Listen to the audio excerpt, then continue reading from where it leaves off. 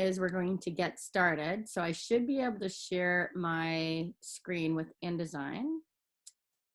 And so just a second here, I'm going to share my screen. Here we go. And hopefully everyone can see that. Yes. Can everyone see that? Yes. All right, excellent. So what we're going to do is you already created a media kit template. So I'm just going to do a quick review of that just to make sure everybody is in the same place on having built that. So what we did last week is we created a template. So we launched a new print document and we used a letter size page, and this was our media kit assignment. Also, I like to work in inches, and the reason for that is that's typically industry standard. So when we see mechanical specifications, when we're looking up ad sizes for publications, we're going to be putting our ad in. One of the things, and then when we were working with bleed also, one of those, most of the specifications are given to you in inches. So that is typically why I like to use inches and change the units here to inches. Our orientation is going to be portrait because we're going with 8.5 by 11. We built 6 pages, but we could always add more. The other thing I asked you to do is to turn facing pages off.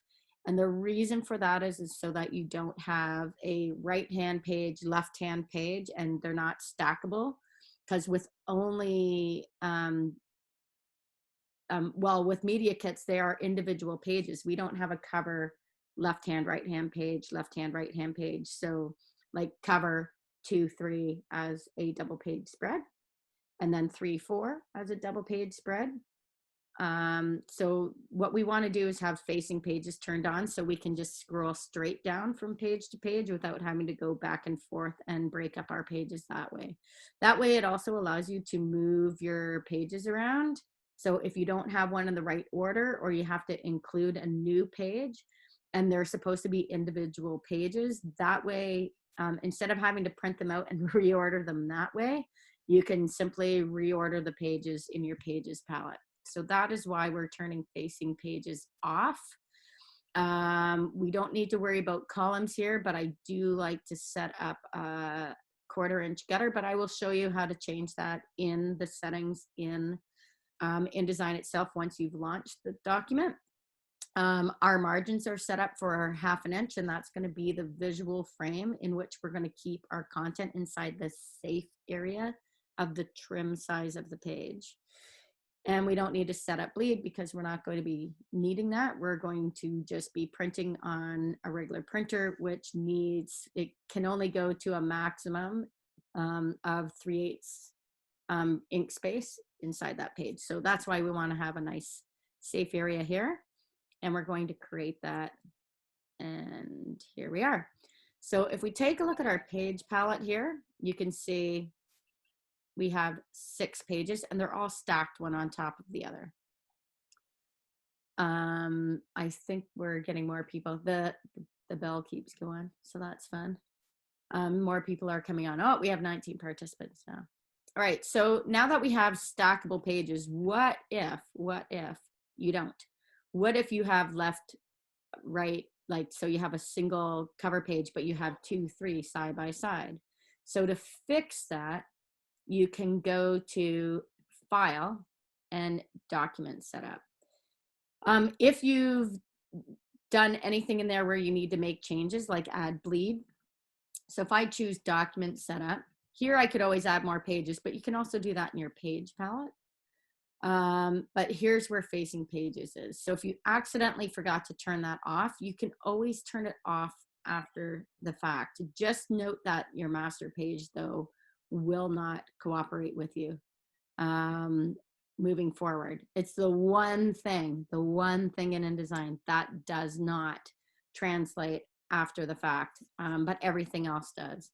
That includes changing your margins. That includes adding bleed if you intended to use bleed. So all of that is here. So I'll just click OK. So I now have 6 stacked pages. And the next thing that we need to do now is we're going to add some content. So hopefully everybody has a logo. If you don't have your logos yet, what you can do is put on a placement box to contain your content. And if you look in your toolbox here, you will see that almost halfway down your toolbox, there's a rectangle frame tool. In InDesign, when you place a picture, just I don't know how much you remember from our trifold brochure from last semester, but a picture is inside a frame. So when you place a picture or you place a logo, it's going to be inside a frame. So it's in 2 pieces. The picture sits inside the frame. So I can take this rectangle frame tool and I can draw a box on which to contain my picture or my logo. Now, I also am going to grab this text tool, and most of you did this last week, and click and drag a text box. Why am I not simply just clicking like I've asked you to do in Photoshop and Illustrator? Because the properties of that text box means everything has to be contained in there. So we are limited to the size of the box. Well, in InDesign, we don't have a choice. In InDesign, we must click and drag a text box in which to type in. You'll notice I also went from the left margin all the way to the right margin. So if I decide to center that text, I know it's centered in the space because of the left and right hand margin. So this is my Media Kit. So I've typed in Media Kit, I highlight my text. You can double click to pick one word, but if you triple click, it picks up the text in the entire line, no matter how many words you have. And then on a PC, Control Shift greater than, on a Mac, Command Shift greater than, you can increase the size of your text. And that is the greater than symbol above the period. Once I've done this, where do I access the properties of that? In my properties palette, right here, I can go down to the paragraph, way down here at the bottom, and I'm going to choose Align Center. So I now have my Media Kit. Now I'm not sure what fonts I'm going to use. And last week I had you just set up your template so that you're ready to go. So I have a placement box for my logo, which I don't have yet. And I'm going to show you how to access that from the website of the foundation that you chose to cover with your Media Kit. We have Media Kit here. And if I go back up here to pages, I'm going to double click page 2. Now, last week, I believe I had you set up on your master page, your block that goes at the top of your page. So I'm going to do that now. Oh, what did I do? I went out of my essentials block here. All right. I turned off my properties. Here they are. So if you turn things off, like I just did, here we go. If I move that back in, there we go. It's easy to move stuff in and out. And if you do turn things off, don't forget everything is always under your window menu. So if I needed to get my properties back, all of those things, all those options are there. All right. So now I'm going to go into my pages and just review with you this master right here, this master page. If I double click the master page, nothing here is highlighted. If you still have this number 1 highlighted in blue, it means you aren't actually connected to the master page. The master page also has to be highlighted in blue as well as the page itself. So if I went back to page 1 and just simply clicked on the master page, I'm not on the master. This is not highlighted and my page 1 is still highlighted in blue. So always make sure you double click to make sure you have that master page selected. And last week, to review, I chose this rectangle tool. And this rectangle tool here allows you to click and drag a box. And then we can fill it with any color. Now, I don't have a logo to sample my colors from yet. So currently, my computer set up here here's the default for a black outline. and no fill color. If you take a close look at the bottom of the toolbox here, you'll see that there's this swap fill and stroke. So right now I have no fill color and I have a stroke color of black. If I move my mouse up here to the swap and fill, I now have black fill color and no stroke. So if I wanted to change the color, I would go into my properties and choose fill. And we're limited here, which means we will have to add color. So I'll show you, as again, in the interest of review, how to add more colors to your palette.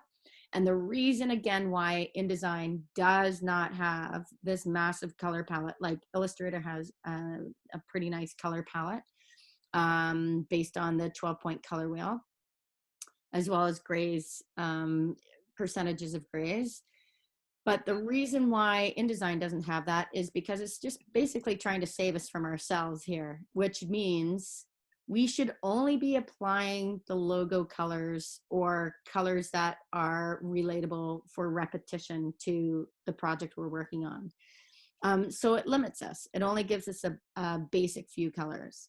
So when we sample our logo, then we apply only those logo colors, and that helps us with our CRAP principles, the repetition principle, and also with our color theory. What color theme did you use in your media kit? Well, you're trying to match up what's in the logo. So you have that repetition of that color, which then resonates with people. When they see that color, they identify with the brand, which is what we're trying to do with our CRAP principles. So now, currently I just have it black, and that's fine.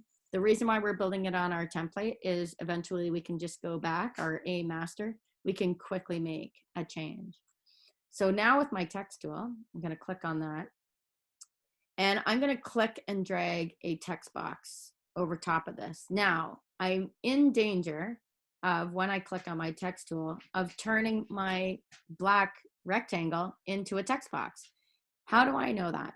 Well, currently outside of this black text, or this black rectangle tool, is a square box around my text tool. That means if I click and drag a text box right now, it's a new text box. If I hover over an object, here's the problem. I turn this into a text box, and now I'm typing inside. Now, that could be a good thing. The problem is now trying to set up centered text, but I want it centered inside the box too, vertically, not just horizontally. So I don't have as much control. So what I'd like to do is click and drag a box underneath.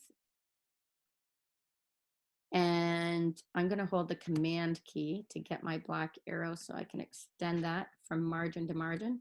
And now I'm just going to type headline goes here. And I believe we already set up some text last week, but headline goes here, X.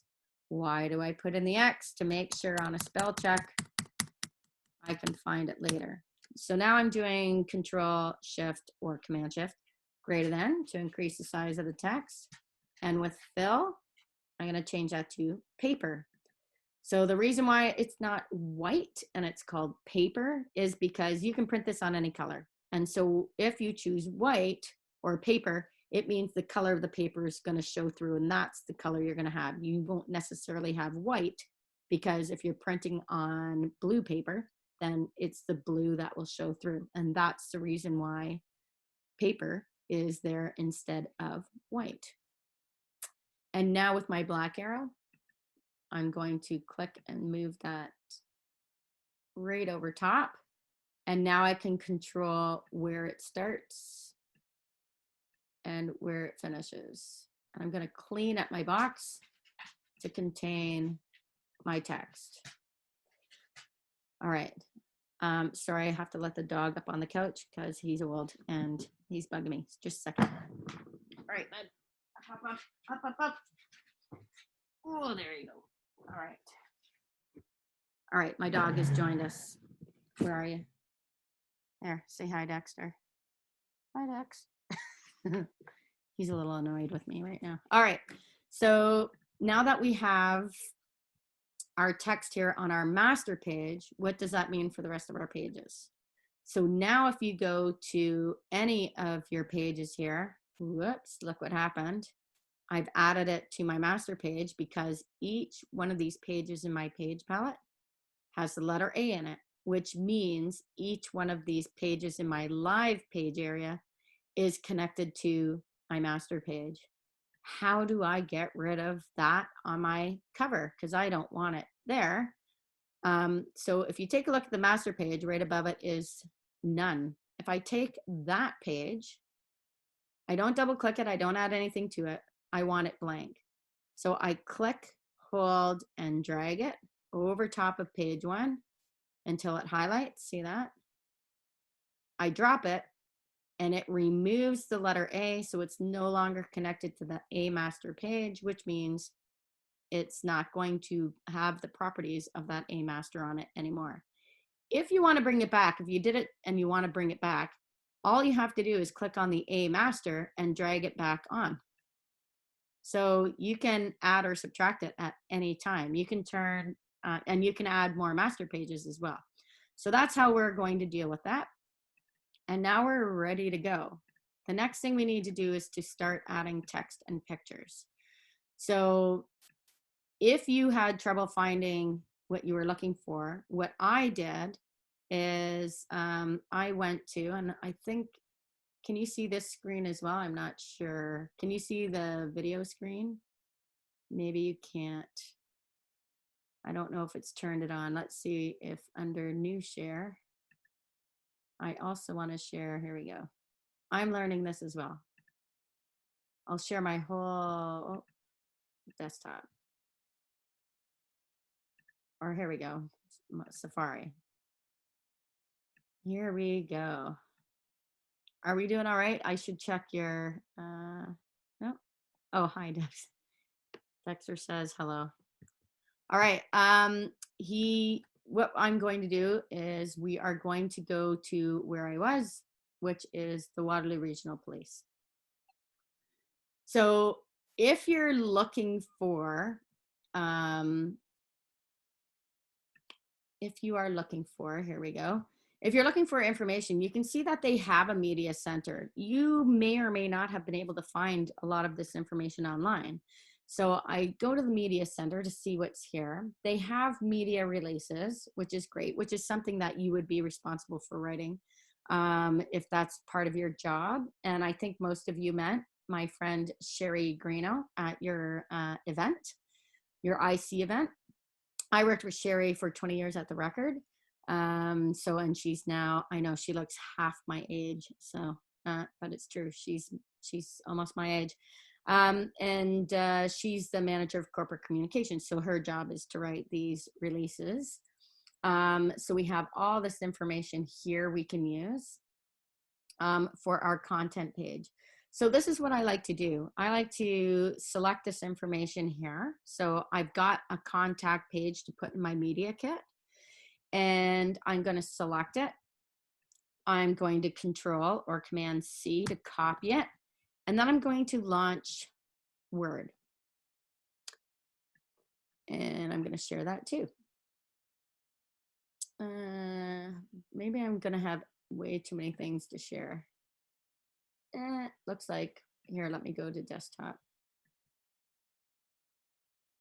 All right, so let's see. Okay, can everyone see that now? Can you see the Word document? You guys are my guinea pigs for this today. I've never used Zoom before for meetings. Can everyone see Word? Excellent, thank you. So I'm going to launch, double click, a blank document. And now I'm going to click and Command or Control V for Victor. There's the information I need to add to my media kit. Now, why don't I paste this into a text box right in InDesign? And this is the reason why. Remember I said we always file place, we never copy paste. The reason is that there's formatting attached to this. I want to remove that formatting. And what does that mean? I am going to end up with all of their style sheets in my document. And maybe I don't want that in my document. So I can Control A or Command A and select all. And I don't know how often you use this button up here, but you can clear all formatting right here with this little eraser in Word. And now I've removed all that. Now it has kept the links. So my remove formatting has kept all the links here. But that's not a bad thing if we also file export this for PDF and send it electronically, because then those are clickable, right? And I'm going to show you a way to not only save a print document, but also save an interactive document when we're done this media kit. So here we go. We have all this information. So I'm going to now file save this as to my desktop in a new folder called Media Kit. And I want to keep all my information contained here. So here's my new folder. And it won't let me save it. Oh, this name is already taken. Waterloo Region Police. I guess I can simplify that by taking out the Waterloo. There we go. So I'm going to create that. It's called Get in Touch, or I can call it, because it takes on the properties of the first word on your Word doc. So this is my contact information. So now that I've saved that, how do I use that in my media kit? So what I'm going to do is go back to InDesign. And you can still see everything because now I'm sharing my entire screen. Could someone say yes or no?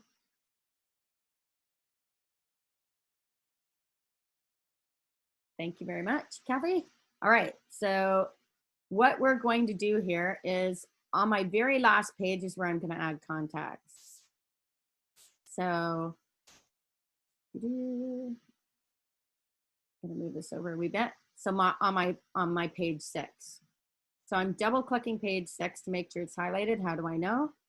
See how I chose page 5, but page 6 is still selected? So please make sure you double click. It's not simply a single click. Page 6 is still selected. You have to double click it in order to make sure that's highlighted. And now I'm going to make sure nothing else is selected on my page. Now, it's so easy to have something selected. So I'm going to double click page 1 and click inside my media kit here. See how I have my text box? I just finished typing media kit. I now double, and I don't deselect it. And I double click on page 6. And now I'm going to file place my text. Now it might work, it might not work. Let's see if it works this one time. So on my desktop, oh my gosh, you can see how much stuff I have. All right. There's my contact information Word doc that I just added. And I'm going to open it. Now, you can see, where did it go? It didn't go on page 6. What happened? Well, there it is. It's inside my Media Kit text box because, well, I had it selected. So to avoid this, please make sure you click on your black arrow, or if you still have your text tool selected, you can hold down your Control key, or on a Mac, your Command key, and notice it turns into a black arrow. That means you click to deselect. It's no longer selected. Good. That means I'm not in danger of accidentally placing text in another text box or object box on another page I can't even see. I can't tell you how many times people have placed logos in text boxes or pictures in text boxes because they forgot to deselect them. So what I do when I get to page 6, click on the black arrow or hold your Command or Control key, click anywhere to deselect so you have nothing selected. So just so you know, this happens all the time, even to the best of us, where we accidentally place it inside a text or object box we have selected. So now that I've clicked, I made sure I've clicked, nothing is selected. I'm on page 6 and file place. So I'm going to select my Word doc. It's attached to my mouse. Now, the best thing about InDesign with margins set up is all I have to do is click and it knows to fill in right to the margins. So it does the work for you. There's no clicking and dragging necessary in InDesign. You can simply click and it will fill to the margins unless you need to specifically click and drag a specific area on your page. So there we go. We now have our information here. I need to change my headline goes here to contact. The problem is it is a locked item from my master page. So how do I access this text? So you hold down your control or command key. I probably have to get back to my black arrow. Might not be able to, yeah, here we go. So I'm trying to click on it and I can't, it's a locked item. Well, we do that on purpose so that our master items don't move because in the interest of repetition, we want the exact same alignment on every single page, which is why we like these locked items from our master page. So if I click on headline goes here, in order to unlock it, it's control, let's see, on a PC, this is going to be tricky. On a Mac, it's Command Shift click. And to unlock it, I believe on a PC, it is Control Shift click. That unlocks the item. And now you can use your text tool and change the text.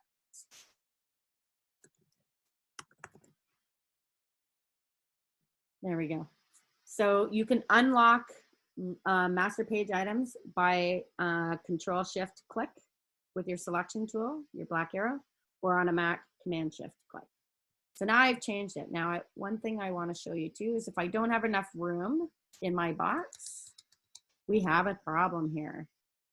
We have what's called overset text. That little red box says overset text. If I click on it, it wants me to continue the text in a new box. Well, we don't want to do that. We want to make sure our box is adequately big enough to fit the content in our box. So the other thing I want you to take note of is at the very bottom of my page here, it says error.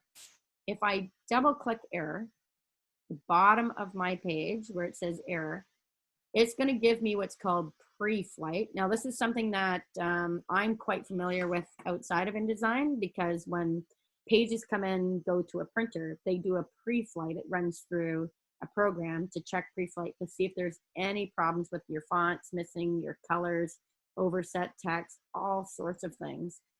So they run a pre-flight operation or program in order to identify those things. Well, you can do this before you send your pages off. So what you have are what are called clean pages. No errors, right? So nothing they have to fix. They're going to charge you for fixing it, or they send your files back. And if you're on deadline, you might miss your window of opportunity to have your work printed, which means it goes later on in the queue and you might miss a distribution deadline. There are implications to this. So keep your files error-free by checking the pre-flight. So what is my error? If I click on this little text line here with the little arrow, and see those little arrows beside the text on the left? Open those up and it says, well, you have a text frame on page 6. You can click on page 6. It will highlight the error for you. So it makes it really easy to find your errors. What do I need to do? Well, the box isn't big enough. So I'm going to grab a bottom corner anchor point. I'm going to extend the box until the box is big enough. See, it wasn't big enough. It's still erroring out.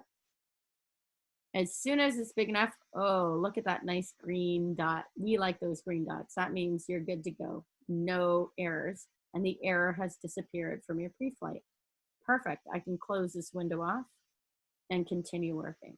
So that's the beauty of having pre-flight built right into this program. So when I said this program is Word on steroids, I wasn't kidding. There's lots of great things about this program. All right, so now we need some other text and some pictures. But first, I'd like to show you how we're going to work with the logo.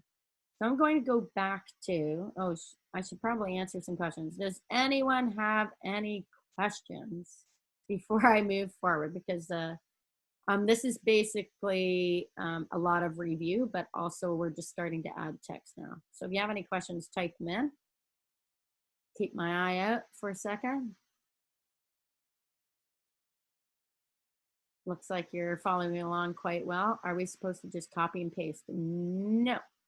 Please do not copy and paste information unless you're copying and pasting it into a Word doc. You should always copy and paste your information from a website or any other place into a blank document. And the reason for that is, again, and actually I'm going to grab the about from the website so you can see what I mean. Not that one, from Safari. So I'm going to go back up to not Media Center. Let's go back to the home page by clicking on the logo. And what I'm going to do is click on About Us. So we're going to get information about Chief Larkin. And here he is, the Chief of Police. Maybe I should do About Us. Here we go. So we want this information here. So I'm going to copy it from the website. So I just select what I need. I don't need this About Us. I just need the content here. If you grab all of this, you're going to end up having to edit it out anyway. So just grab what you need. So here's the information I need. I'm going to Command C to copy it, or Control C. And I'm going to paste it into a Word document. I'm going to now select all, Control A or Command A, and I'm going to remove the formatting. The reason why I'm moving the formatting, because I want to apply my own formatting in InDesign in order to keep my design consistent with my fonts, my colors, and everything else that I do in there. Consistency is part of the repetition principle. We want to be consistent, so we'll repeat the same elements over and over again, which includes fonts, size of fonts, and the way we present text. So now that I've removed that, we have an error here, and providing assistance. It doesn't like something in there, it's blue. Maybe it doesn't need the comma. There we go. Didn't like the Oxford comma. So we took that out. Oh, wait, it's still there. Oh, there's something else happening here with the blue to all. I like the word of. There we go. So we didn't have, oh, here it comes again. All right, I'll have to check to see why that's such an error. All right, so now what I'm going to do is File, Save As. And in my Waterloo, my media kit, I'm going to save that as the About Us information. And now I have a Word document that I've removed the formatting on in order to apply it to my InDesign page. So if I click on page 2, make sure, again, don't forget, as a practice, always click anywhere to make sure you've deselected any other text boxes or objects or pictures that you have selected on any other page. Always, as a practice, when you get to your new page, just click off to the side. Make sure you have nothing selected before you File, Place, and add your text. And again, here it is. I don't have to click and drag a box. Let InDesign do the work for you. Just click, and it will fill it from margin to margin. You can always clean up your box by dragging the anchor points up to clean up your box. So now the formatting is up to you. So no paraphrasing. Paraphrasing. So what do you mean by paraphrasing? I would love to answer that question. Again, Control Shift or Command Shift to unlock the page, the locked item from your master page so that you can change the text.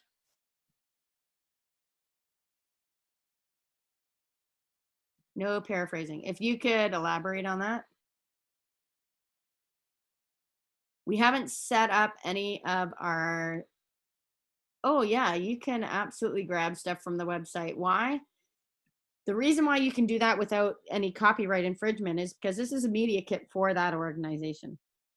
It is you can grab that information. That is no problem. So you don't have to credit anyone unless I'm going to show you the next place where their Waterloo Region photographer, they have hired their own photographer and they have asked for you to give credit to that photographer for those photos. So yes, we will need to add credit in that particular case, but in this particular one, we're providing a media kit based off of the information provided by the organization. So you don't need to provide specific credits unless it states it on the site itself. No, there are no academic integrity issues with information unless you're prof. So back to the media center here. One thing that they do provide here is a photo library. So what they've done here, and you can see right here, is that they've provided photos for you to use. If this is the organization that you're covering, they have photos taken by their photographer for such use. And they also have, please credit, Waterloo Regional Staff Photographer in all of your publications, which means this information also has to be included in the media kit. So I'm actually going to copy that. Copy. I'm going to launch a new page and I'm going to copy that information in here. Once again, every time you copy and paste into Word from a website or external source, you need to Control-A, select all of the information and remove the formatting. By removing the formatting, you can always add your own formatting on top in style sheets, which I'll review shortly. But sometimes the formatting from the Word document overrides your formatting in InDesign instead of vice versa. So if you remove the formatting in Word first, then you don't run into that issue. So this is going to be file save as. And in my document here, this is going to be photos for media. So again, name your files what you need to name them in order to keep track of them for when you're placing them. So now that I have that, also you can see all of these pages. Where am I going to get a high-res image of this particular page? You could right-click, but you don't want to right-click. Remember, we never want to right-click on the thumbnail. We always want the high-res image. Okay, so you could right-click here, but here's a problem. We don't have images here. So what the Waterloo Regional Police have done is they've added them to their Flickr page. So, and they've got a link here. So I'm going to go to the Flickr page. And if I want any of these images that I can use, and by the way, they have a lot more pictures you can use. This is a lovely picture here. So what you can do is provide, 4 to 6 pictures on the page that nicely represent your organization, and then provide them information on how to access some more. So that's what you can do for your media kit. Again, since everybody is doing a different, not everyone's doing the same organization, it's hard to give you advice except for overall advice on what you could do in order to create the media images access page. So what I would do for this particular organization, because they do provide a link for many more pictures than what they provided on that media page. So what I would do, and you can see that there's caption information that needs to be copied as well. So if I click on this picture to select it, and I right click on the picture,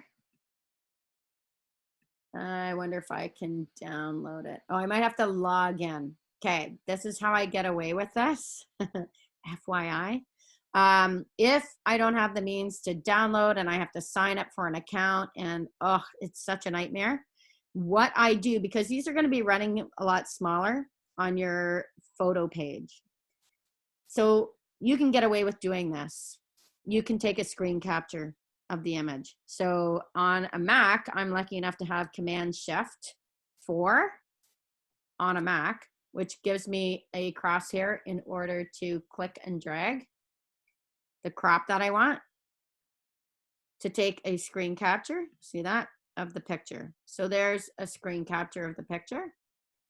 And I can then save it to my photos, add to photos. I can save it as a file in a folder. Or I can just let them all sit on my desktop. So there's other actions that I could do here. So that's one way to get away with it. If you don't want to sign up for an account, but you still need access to the pictures, that's one way that I do this in order to, one, save time.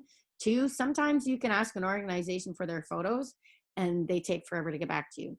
So this is you can use them as placement until they do provide the pictures. So why not? Grab what you need off the website, do screen captures, send them a PDF of the page and say, can you please supply me with these photos?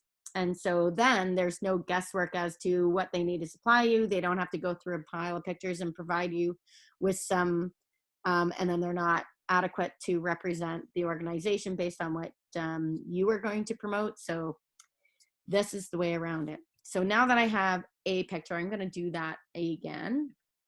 Back to photo stream. And I'm just going to choose a few more pictures. Oh, I forgot to grab the caption information. So there's an officer in the car and they've actually identified him. So that would be the information I would grab, is the name of the file. And they might have more information in here. And they do not.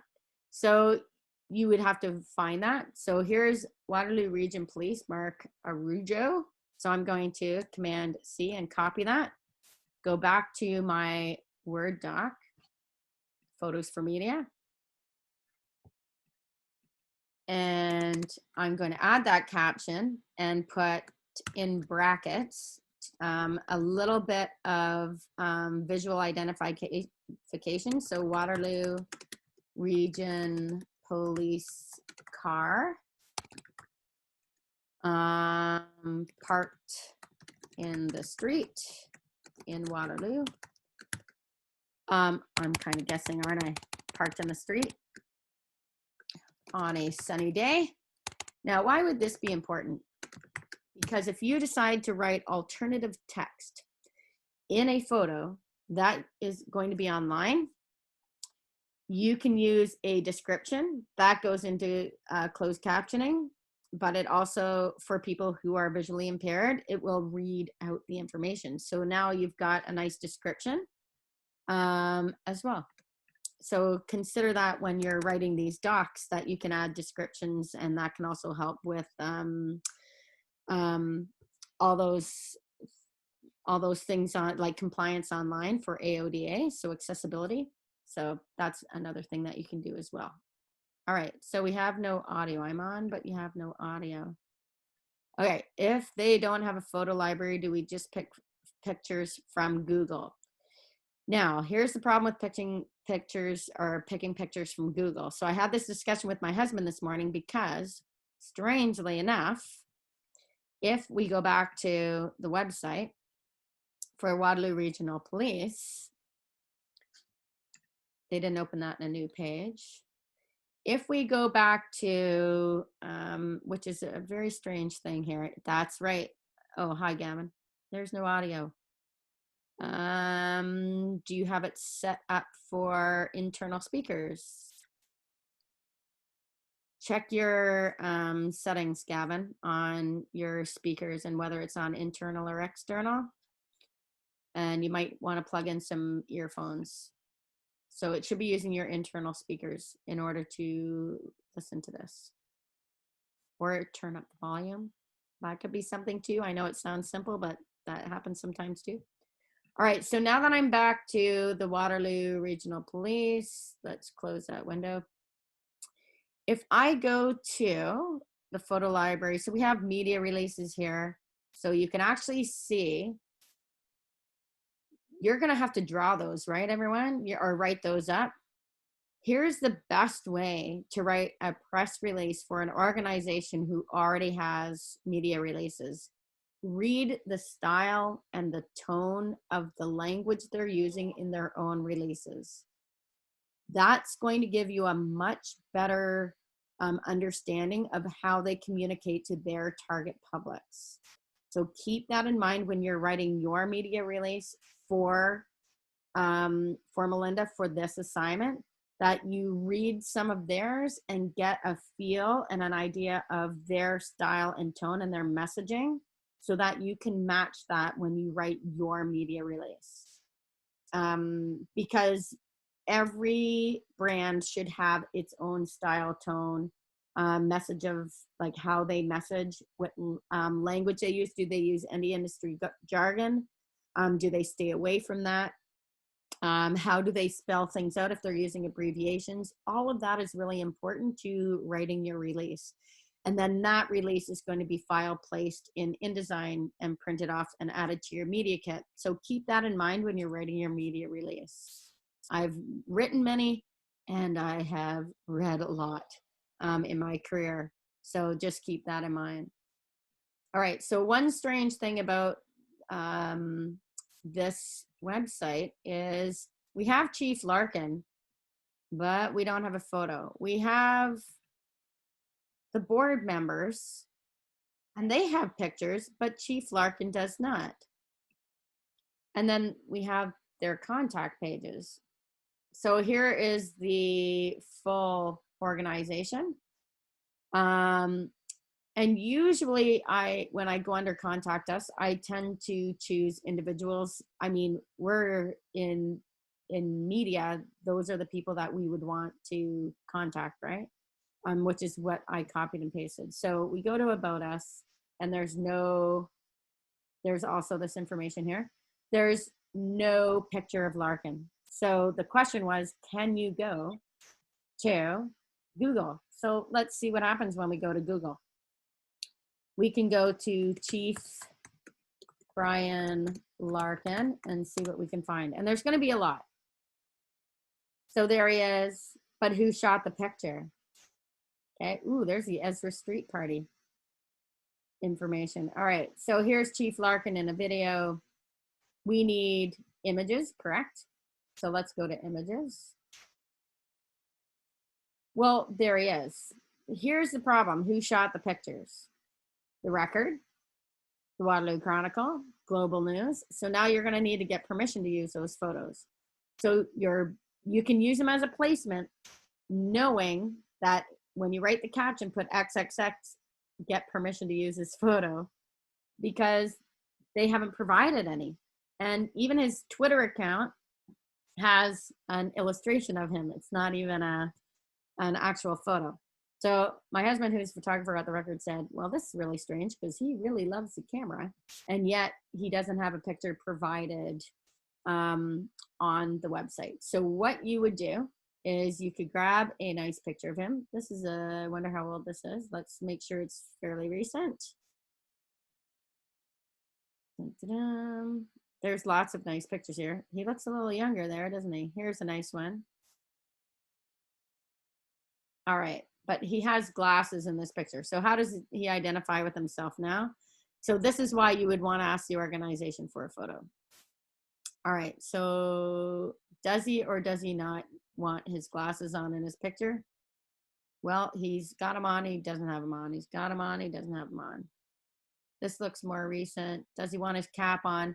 So these are all questions that you're going to need to ask the organization of, first of all, just ask them to provide you a photo. In the meantime, use the Google photo, credit who it's from, and then know that you might have to ask permissions to run that photo.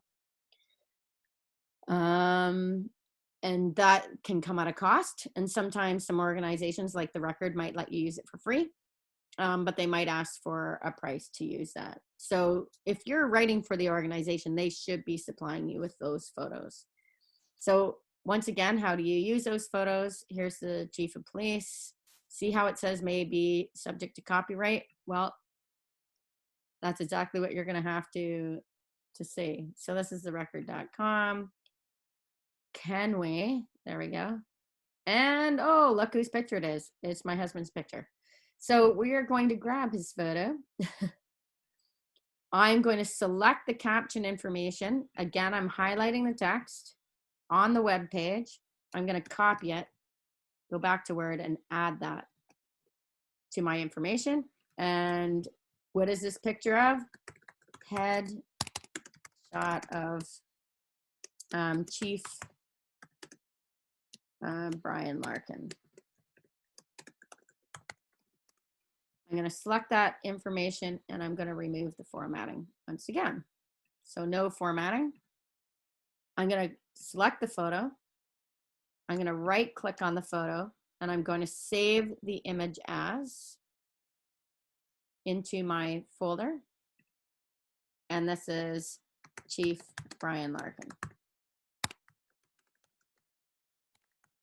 So where there's a will, there's a way, but you should be getting supplied photos from the Media Kit. But if you have to go searching on Google, make sure you get the information and then see if you can get permission from the organization to run that. Now, you don't have to do that for Melinda's assignment. Just take note that you would be asking permission and maybe paying a fee in order to use that picture. Now, the organizations actually call the Record all the time in order to ask permission to use their photos in their media and their press releases.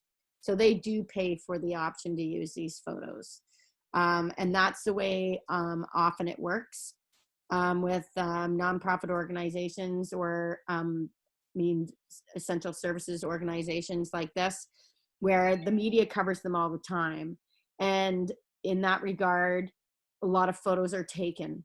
And then if the organization likes the photo, they ask permission to use that photo in their own media releases that they can now provide that photo as long as it's credited to the original photographer and news organization that produced it. So that's all information that's also relevant to this project with Melinda. I know it's a lot more information than I was intending to cover, but it's very important to your Media Kit and what you can and cannot do legally. All right, did I write on this? I probably did. All right, so now that I have a couple photos, this is probably page 1 about us, if that's a page that you need for Melinda. I'm going to Control click Shift. This is going to be my bio page. So you needed to write a bio. So again, you're writing it in Word and your file and placing it on the page like we did with this one. This is maybe where I'm going to provide images.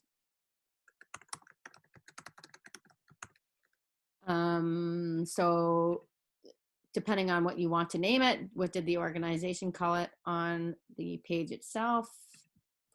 So if we go back to About Us Media Center, photo library. So again, we have this information we're going to add to our page. And they have a Flickr account. So I'm going to go to the Flickr account and I'm going to click up in the URL and I'm going to copy that, Control or Command C, and I'm going to add that to my photo page as well. So Flickr account or a Flickr link for media photos. And I'm just going to add that to my doc here as well. I'm going to need to provide all this information because we're not going to put all the photos in our photo release. We're just going to show them an assortment that represents the organization. And then they have the option to go somewhere else to find even more photos. So this is the information you're providing the media in order to grab images that they'll need for their media kit. So how do I place those? So again, don't have anything selected. If you have this box selected and you place a photo, guess where it's going? Inside this box, and you'll have an overset alert, and it's not fun trying to find those pictures.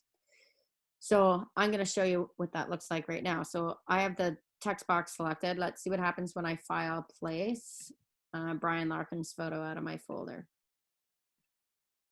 Oh, so that's where it went. Now I don't have my text box anymore. So make sure it's here. So you don't want that all selected. See, I just did a Control or Command Z, and it undid that, and then it just added the picture to my mouse so that I can click and place it.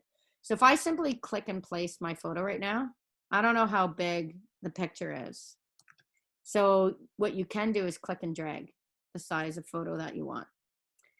Then we can add an assortment on your page. Now, what if you like this size of photo?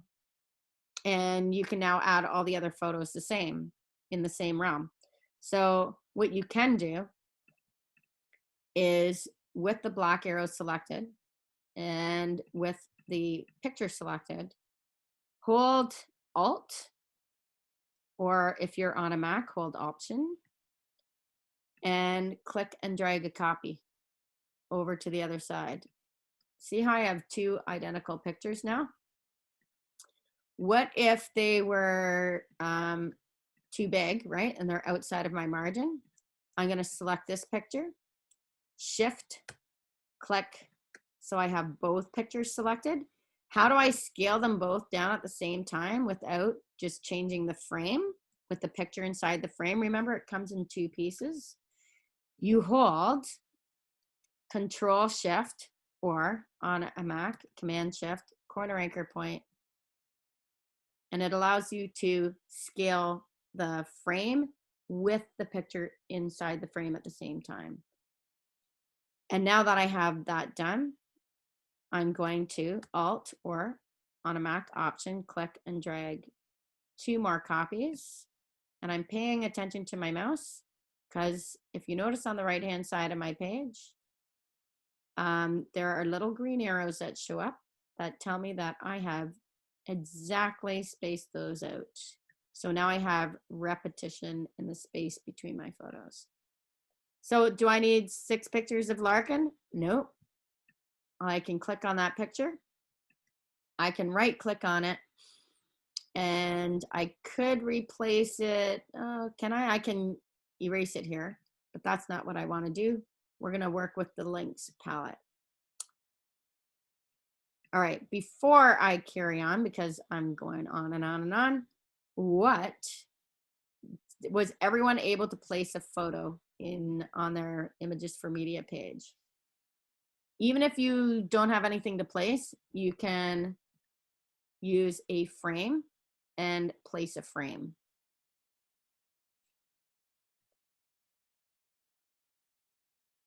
So if you have any questions now's a good time. We should probably cover some.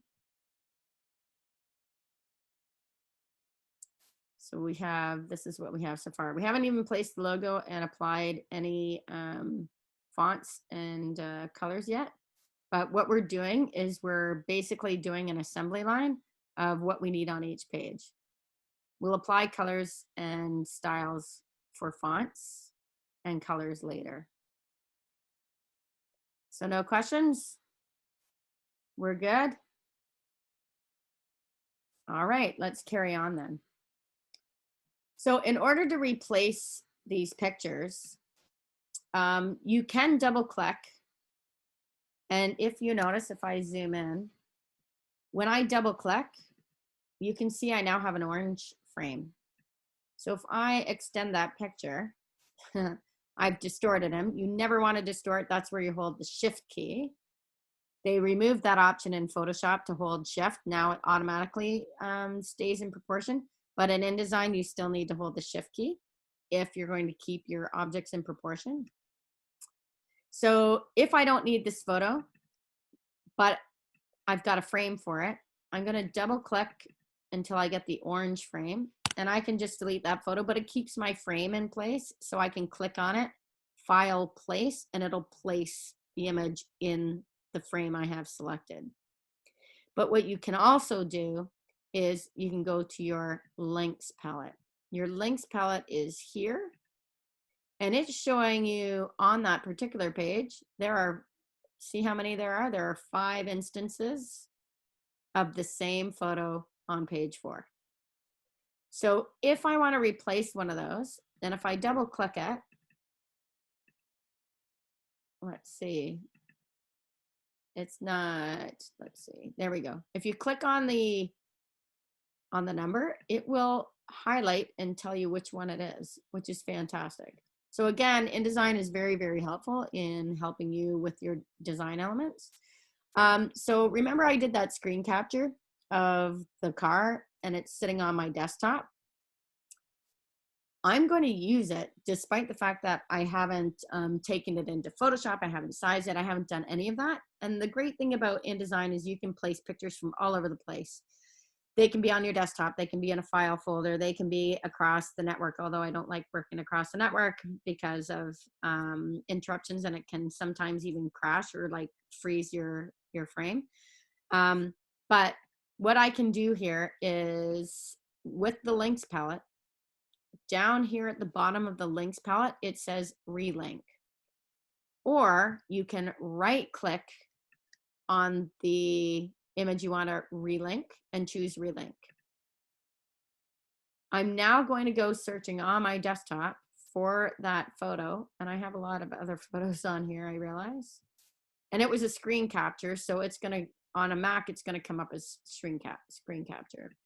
Let's see. What could it be? Maybe it's not here. Where did it go?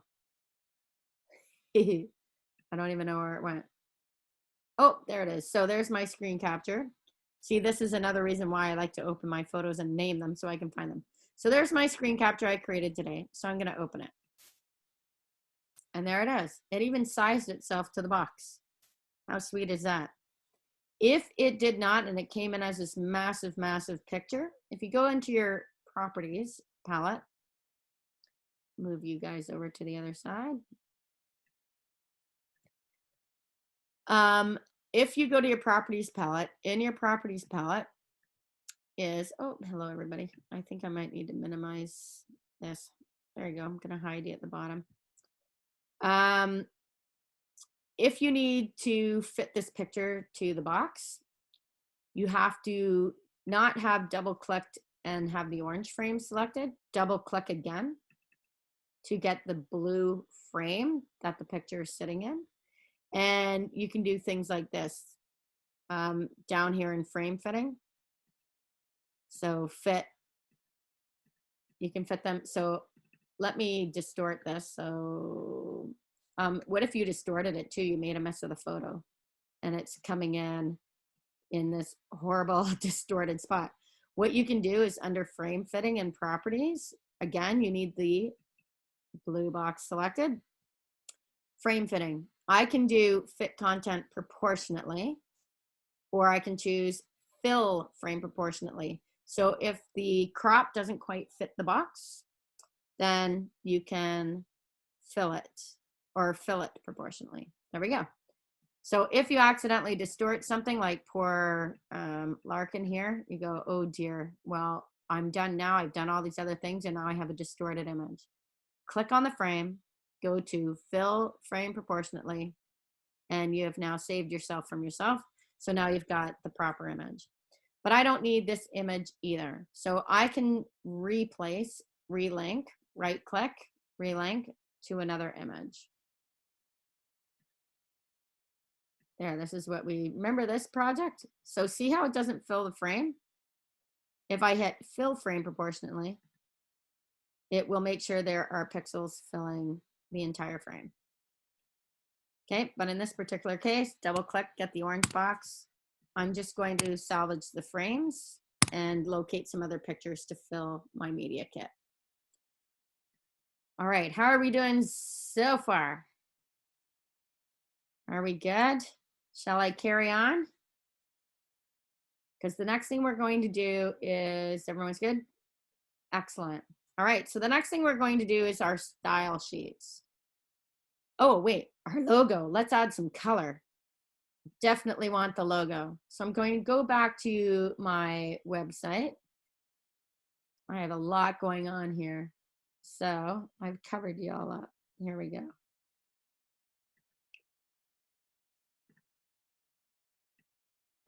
I'm moving us over. Here we go. So I need to go back to Safari. So now I'm going to go back to grab the logo. Now I'm going to have a little bit of an issue finding this logo. So if I right click on this logo in this panel and save the image, not sure what this is going to look like, and I'm going to save it to my media kit, and I'm going to call it WR police logo, and hit save. Now I don't know what kind of file that is. So another thing that I might do, let's see how big it is if I open this up in InDesign. So I'm going to click on my frame, make sure my frame is selected, and I'm going to file place. Remember, we never copy paste, we file place. And I'm going to place the logo here. Oh, it's massive. So it must be a PNG file. Now, PNGs don't support CMYK, so if I want to print this in color, I will have to open it in Photoshop, convert it to CMYK, and then update the length. So I'll show you how to do that at the very end. But currently, I need these colors, right? And you can see that the logo does not fit my box. So once again, going into properties, with the frame selected, I'm going to choose fit content proportionately. There we go. Now I have this ugly green box behind it. How did I get green when the excuse me, like it's clearly on blue? So the properties are different. So what I might do, just to save myself, to make sure I have the right colors, is this is what I like to do. I will type in Waterloo Regional Police logo and see what I can find. I'll click on images, and here's one with a white background. So this is actually probably ideal. The other thing we want to do is I'm going to go to tools in my Google search over here to tools. I don't know if you remember about checking out the size. I'm going to go to large and see if there's anything available. Wow. Nope. Oh, here we go. So we do have a larger scale logo. It's massive. Excellent. So I'm going to click on that, find the original source.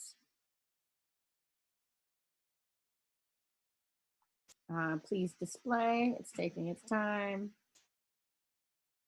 All right. So the logo they provided. Oh, there's lots of great logos in here, guys, if you need some other ones. Look how tiny it ran, but it was 12,000 DPI wide, not DPI wide, sorry, pixels wide.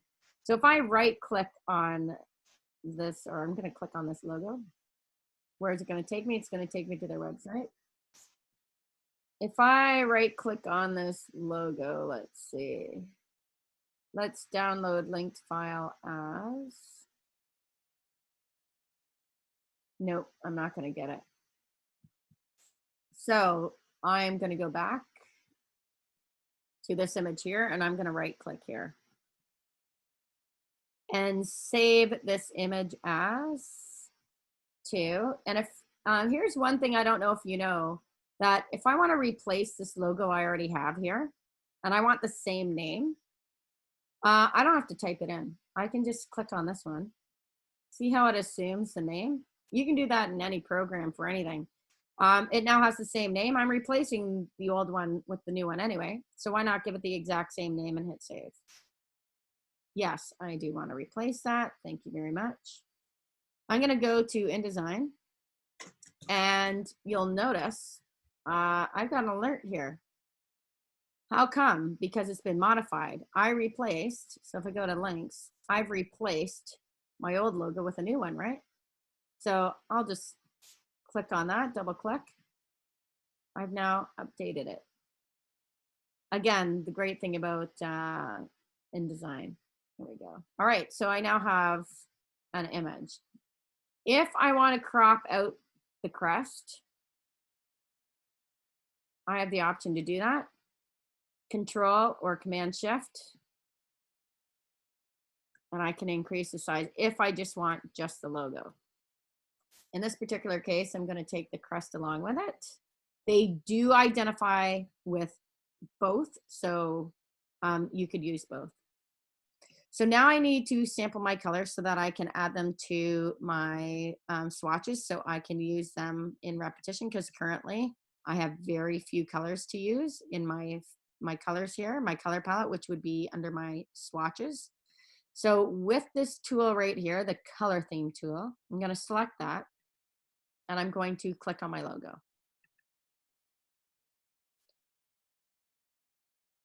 All right, there it is. It took a second to show up. And this is what shows up here. And you can see it's nicely grabbed the yellow and the red and the blues out of this logo and the darker blues out of this portion of the logo. So I have this really nice color theme here. Gee, look at, they're all primary colors. And so we have bright. We also have a muted theme. So we have our nice red, our nice yellow, and it really pulls up that blue here.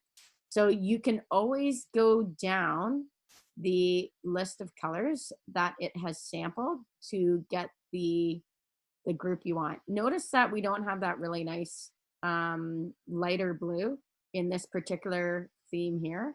So I'm going to go down to muted for my particular logo, and I have the top 3 colors plus the navy blue that I like that I'm going to use. Now, why would navy blue not be a great choice? You can already see it against the black here. It's not very contrasting. The whole point to adding contrast to colors, to text, is you should be able to see a visual difference. In other words, contrast should be obvious. You could go with a very subtle contrast, but in this particular case, I want it to be obvious. So I'm going to click on this little button right here, add this theme to the swatches.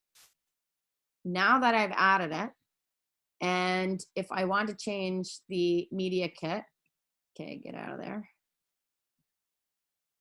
It'll go away momentarily. I'm now going to apply my muted theme. So if I open the little arrow to the tab beside it, I can now choose the colors I want to choose. Okay, get out of there.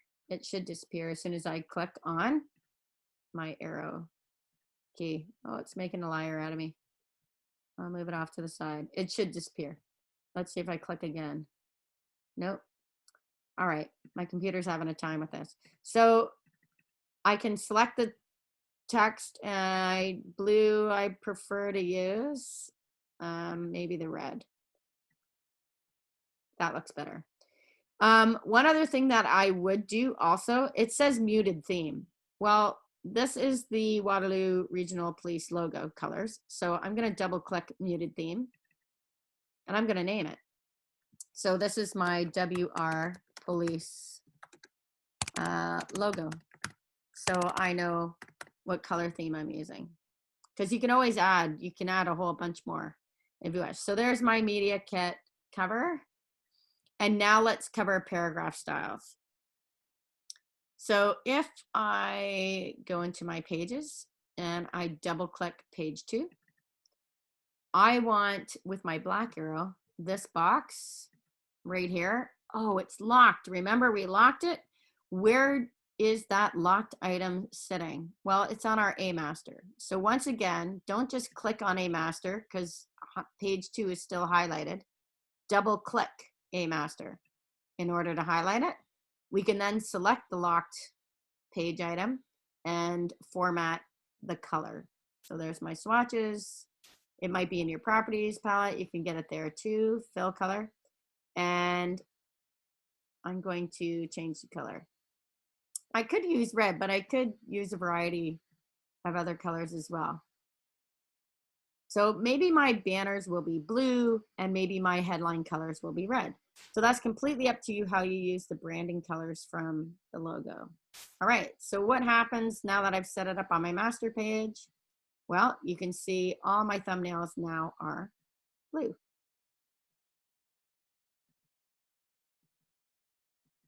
So there we go. So now I am getting closer to having my content in here, images for media. The bio, you would place your Word document. But what if I want to set up a style here? So maybe I don't like this font for About Us. So what I'm going to do is I'm going to start setting up some style sheets. If I go back to the Waterloo Regional Police here and check out their website, you can see that they have a nice white font. They're using their pale blue from their logo essentially. Notice across their website, see how they're using the yellow from their logo, the red from their logo, the blue from their logo. So they too understand the repetition principle here. Then we have reverse type, which is white over a, well, the white of the paper essentially, over a dark background. So there's good contrast in order to see what's happening here. You'll see also they repeated the colors here on their website. So that's good. And their logos. So it's all really nicely done. So what if I want to use the same font? So if I click up here, so this, a lot of websites and a lot of government agencies, because when I do work for the Ontario government, I have to use Arial. Now this looks like a condensed font, so which means that it has a slight squish to it. If you think of condensed as being squished, this does not. The text underneath, so the complementary font that they use with this this condensed font is more of a regular, but I bet you it's probably under the same realm as Arial. So now I'm going to create some style sheets. So what you do when you're creating that is first you set up your font. So I need my properties here. Oh, I took this out. There we go. So under properties, I gotta close these off. Too many things on here. There we go. So under properties, I'm gonna change my font to Arial. I wonder if they do have a narrow regular, Arial rounded. Remember, there's tons and tons and tons of styles available for lots of these fonts. Arial Unicode. I like Arial rounded. Arial regular. We have Arial narrow. So we're going to get close.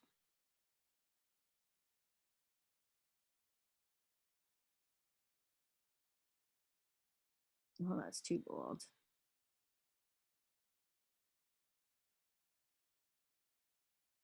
I'm going to stick with this. All right.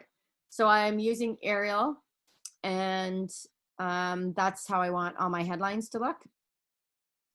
So I'm going to do the same in here.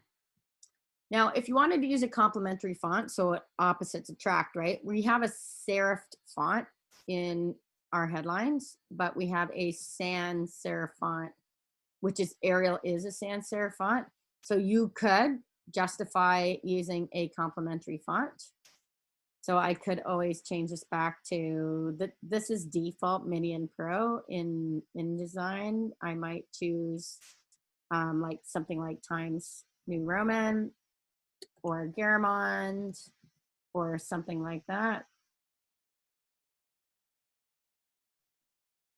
So that looks like a nice font. So if I decide I want Times New Roman for everything, I'm going to type in Times New Roman. Do I want bold? Sure. So this is a style, size, and color I want all my headlines to be.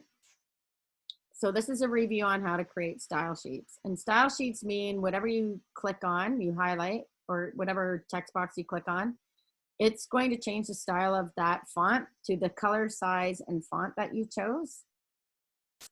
And it will do it from the beginning of a paragraph to the end of a paragraph, which is called a paragraph style sheet. So as a review, under the type menu, you can choose paragraph styles, or you can choose F11. F11 is and on a Mac, you have to hold down the command key. F11 is a toggle key, which means it turns on and off the style sheets. So if I do that now, whoops, of course it's not gonna work because my Mac settings are overriding it. So if you have the same issue, it's under the type menu. So paragraph styles. So here they are. So this particular style is set up. It says basic paragraph, but notice there's a little plus sign because we modified it.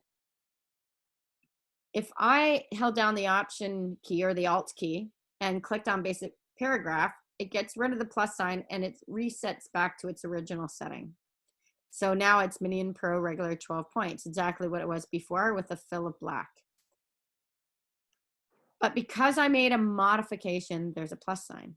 So now I want to set my style up using that, the way it's set up here. I want to apply that to all my future headlines. So this is where paragraph style sheets become really important, because you set it up once and then you can just click on anything and create a paragraph style sheet, so a headline. So if I click on new paragraph style sheet, I get this box here. And if I move that over, if I go under basic character formats, first I want to name it. I should name it first. This is my headline. And really, that's all you have to do. If you want to check to see what's happening in here, you can check your basic character formats, times, bold, 42. That's exactly what I set up. Let's go down to character color near the bottom. And there you go. It's the color of the paper, which in our case is white. And so that's the color you're going to see. And that's the only two things you really need to check here. Those are the only things you change. So if I click OK, and it's called headline, notice, wait a minute, it still says basic paragraph plus. Well, just because I created a paragraph style sheet from it doesn't mean I've applied it. So once you create the style sheet from this text, make sure to click headline to apply it.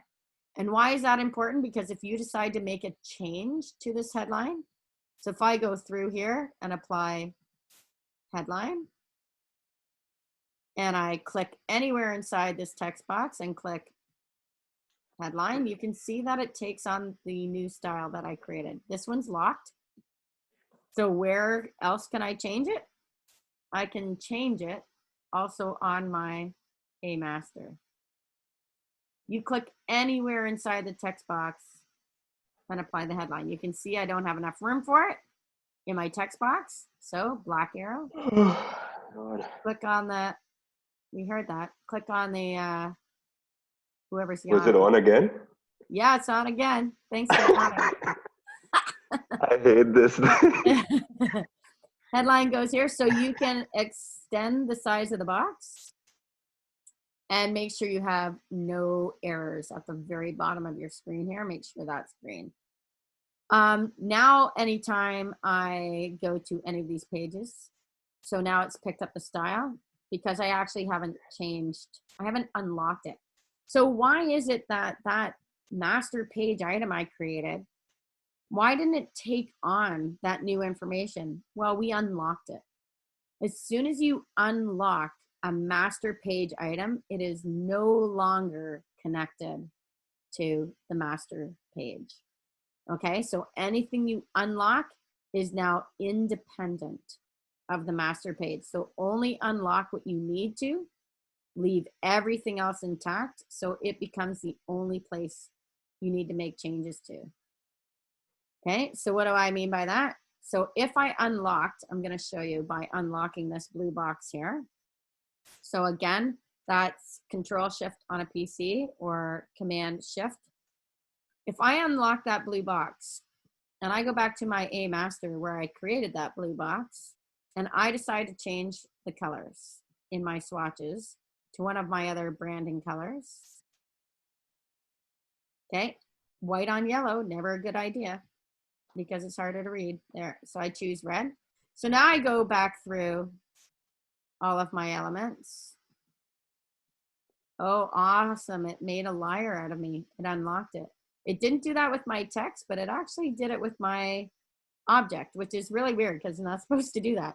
So just keep that in mind, that it's supposed to, once you unlock the element, it usually doesn't comply.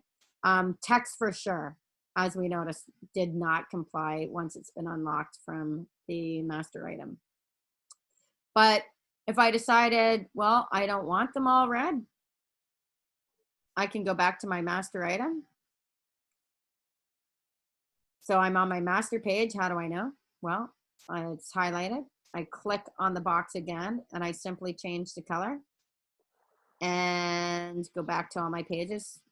So that's why master page items are so important to the process here. All right, so maybe Media Kit, I'm going to change that to blue too. So I have a visual connection from Media Kit to all my headlines throughout my page. So now I need to set up, see this get in touch? I probably need a subhead, right? Subhead meaning it's not as big as a headline. A headline in HTML would be listed as an H1 tag, which is the big, it's the most important headline on the page. So our subhead, so if I Control Shift greater than, make that slightly bigger, get in touch. What am I going to do here? I'm going to change the font under properties. I'm going to keep that as a sans serif though. Babus Kai, that looks pretty good actually. Babus New Rounded as a sans serif font. There we go. So get in touch. If I decide that's how I want all my subheads to look, well, all I have to do is highlight it. And once again, using your paragraph style sheets, paragraph styles, create a new paragraph and call it subhead. That's it. That's all you have to do. Then apply it. Then anywhere else you want a subhead in your text. So about us, and maybe we put, I don't know, Waterloo Regional. I'm just going to put Waterloo for now. Subhead. There we go. I can apply it right away. The other thing, because I want to change that word Waterloo, I'm going to put the letter X in there. Why do I want the letter X? So I remember to change it on spell check. All right. How are we looking? Pretty good. How's everyone doing? Where's my chat? Where's my chat? Somewhere in here is chat. There you are. When you're trying to place the file, the document for bios and about us, it isn't fitting the page. It shows the plus sign. Ah, okay. If you aren't able, you don't want to click on the plus sign. So I have the same problem here with this text box. If I zoom in, I have this error that's showing up at the bottom of my page. Well, there it is. If you click on that plus sign, no, it isn't going to do anything. When you have a text box that does not fit all of your text, you have to click on the plus sign, or sorry, on the black arrow, and you have to extend the box. And you have to extend it until that red plus sign disappears and you get an empty blue box here. If you have a red plus sign, you don't have enough room for that box. Now, what if your bio is too big for your page? You've written too much. Do you have number of words that you're supposed to have in that document? Did she give you a limit? Did Melinda give you a limit on what you have to write? And this is another thing that you can do too in your Word documents. You can see if I highlight all the words in my Word document, look at the bottom of my page. I only have 89 words on this page. If I open the About Us,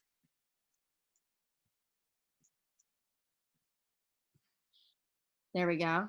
How many words do I have here? I highlight the text, and it should give me a word count.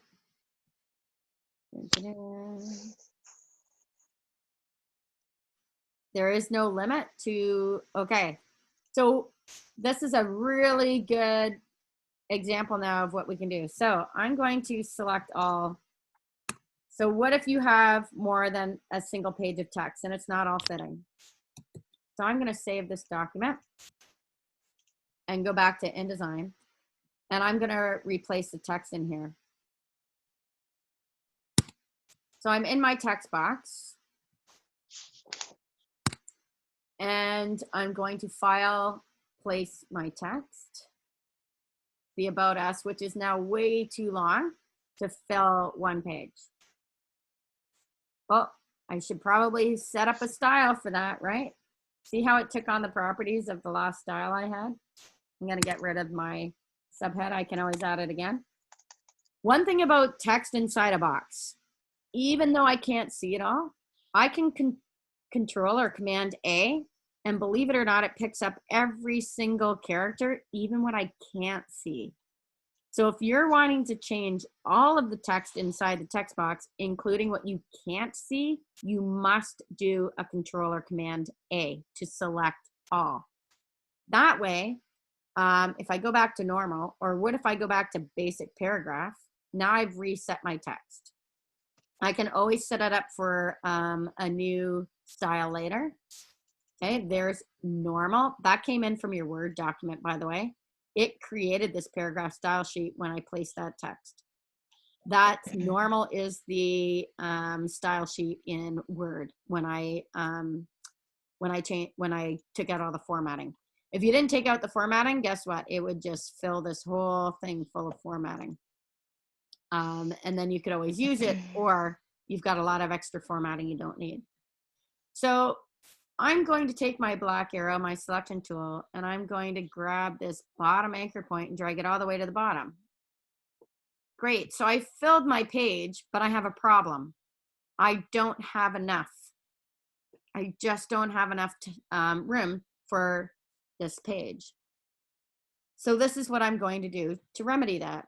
I'm going to go to this page, my pages palette, and after page 2, I'm going to right click and insert another page. I just need one after page 2. I now have a blank page. So you can see it in my page palette here. It's just pushed everything down and it's inserted the page in between page 2 and the original page 3. So how do I add that text? This is how you do it. See that red plus sign? With your selection tool, click on the red plus sign. First, it wants you to select the text box, so that's highlighted. Now click on the red plus sign. You'll notice what happened to the red plus sign. It turned into a blue arrow, meaning that's a turn arrow. That turn arrow, all that information is now attached to your mouse. So if I click anywhere in here, there's the rest of my text. If I push, watch what happens when I push this text box up. It pushes the text. They're linked. These text boxes are linked. So if I modify this text box, it pushes the text into this text box. If I edit this copy, it is linked. They flow from one text box to the rest. So let me do that one more time. Currently, I have far too much text in my bio. If you don't have a limit, you'll need more than one page. So let me go backwards here before I added that page. There we go. So here's page 2. Too much text, but I don't want to run into my bio page. So on page 2, I'm going to right click and insert one page after page 2. There we go. That page is based off of your A master. And you can see it here. There's a letter A in my page palette. So there we go. I'm going to click with my black arrow on my text box. I'm going to click on the red plus sign where I have overset text. So I end up with a blue turn arrow and the rest of the text attached to my mouse. I can click anywhere in this page and it will fill a text box to the margins. They are now linked and I can click on this page and move that paragraph to the next page. And that's it. So I also can see I have, well, because I was copying and pasting, I want to make sure I have my paragraph returns and space between. Remember proximity. Make sure you're editing to add the necessary spaces between your paragraphs. Also, it's never nice if you are using a turn page. I like to end on one page and start a new paragraph on the next page. Okay, so there's no limit. All right. And yes, the video will be provided, but there'll also be a separate video without all the back and forth and my dog barking and all that kind of stuff too. So it'll be a lot shorter than this one. But if you want all the extra advice on downloading your files, finding different ways to do that, you'll want to use this one. Plus any advice I can give based off of what a media kit should entail. What you can do for pictures. If they don't provide them, you can get them, but you will have to apply a source for each and every one of those. So yes, you do have to give credit for images you grab off the internet. Most organizations, if they are local to this area, will have coverage from local publications such as the Cambridge Times, Kitchener Post, the Waterloo Chronicle, the Record. You'll likely see that a lot of those are sourced, even CBC. So you might be able to find images that you can use from them for your media kit. Again, make sure you give them credit. So now that I have this done, I don't necessarily need headline goes here, right? This is about us continuation. What if I, in the interest of repetition, I don't have a headline, but I keep my blue box? So I'm going to Command Shift click or Control Shift click, and I'm literally going to delete the box. If I got rid of it by accident, oops, what I can do is go back to my A Master A, click, drag, drop on top of page 3, and it's back. So you can always make boo-boos. It's okay because you can always get them back. Now that we've made a headline style sheet, let's do a style and a subhead style sheet. Let's make one for our text. So one thing about getting rid of the formatting of the text is, do you want an indent? Does everyone want an indent? What font do you want in your media kits? So I only have to set up one paragraph here. I don't have to select all and do the entire paragraph because I'll apply the style sheet when I'm done. So currently, this is sans serif. You can apply that. What's easier to read in print? Believe it or not, serif is easier to read in print. sans serif is easier to read online. So I am going to choose the same Times New Roman for my text under properties here. Move that over here. So right now it's Calibri. That's what came in from, that's default for Word. So that's the font we have. So if I type in Times, then I'm going to choose Times New Roman Regular. That's nice to read. But now I also want an indent. So I can create an indent. If you take a look at the right-hand side here, we have all these great options. Is 12-point type too big to read? You can always drop it down by point size, maybe even 2. When it comes to being able to read text, don't go lower than 8 points in text. And if you want people to have a quick read of this, you can already see, look at the difference between the legibility in the two. Your best bet is to print off a copy, just one page, to see how well you can read it. Plus, you have to think of your audience, who's going to be getting this document. If it's a bunch of older people, then you want larger text. So I teach a seniors group, and they need larger text. They just do, in order to be able to see what they're reading. So again, consider your audience. So I'm going to keep it at 12-point type.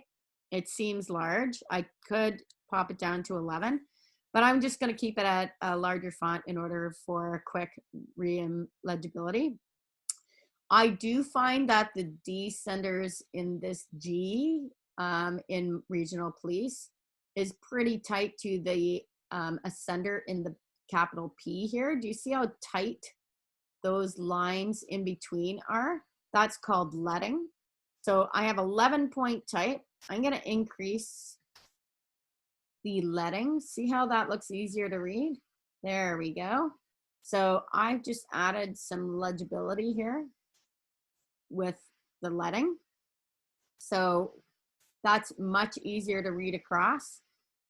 When you see that, you can see that with this font as well.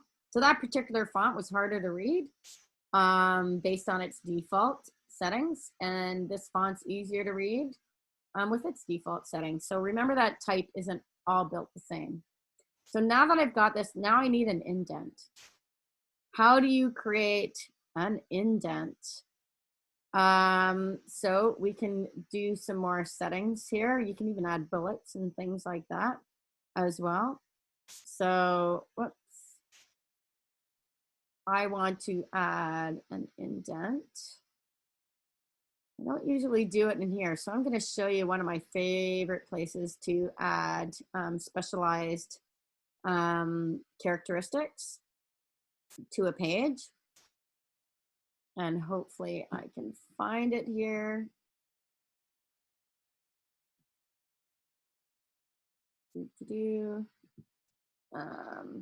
It's hard to see everything here because I've got lots of other windows open. Cam and Essentials. Let's see. All right, so what I want to do is I want to add an indent. So if I want an indent in here, I'm going to create right now a new paragraph style. Let's see. Or sorry. Yeah. I'm going to now create, based on my text here, a new paragraph style. Even though I haven't added the indent, we're going to add it in here. So this is going to be called my body copy. And basic character formats. There's my Times New Roman, all the things that have been applied to the text I have selected. Indents and spacing. If you want to see what you're doing, go to the bottom left-hand corner and click on preview. There you go. And now I want a left indent. Please show up. Oh, sorry. No, I don't want a left indent. I want a first line indent. What am I doing? So I got to turn on and off preview. Are you going to show up? Ah, la, la, la. Hopefully it shows up here. First line. Oh, I'm in inches. Well, that's an 1/8 of an inch.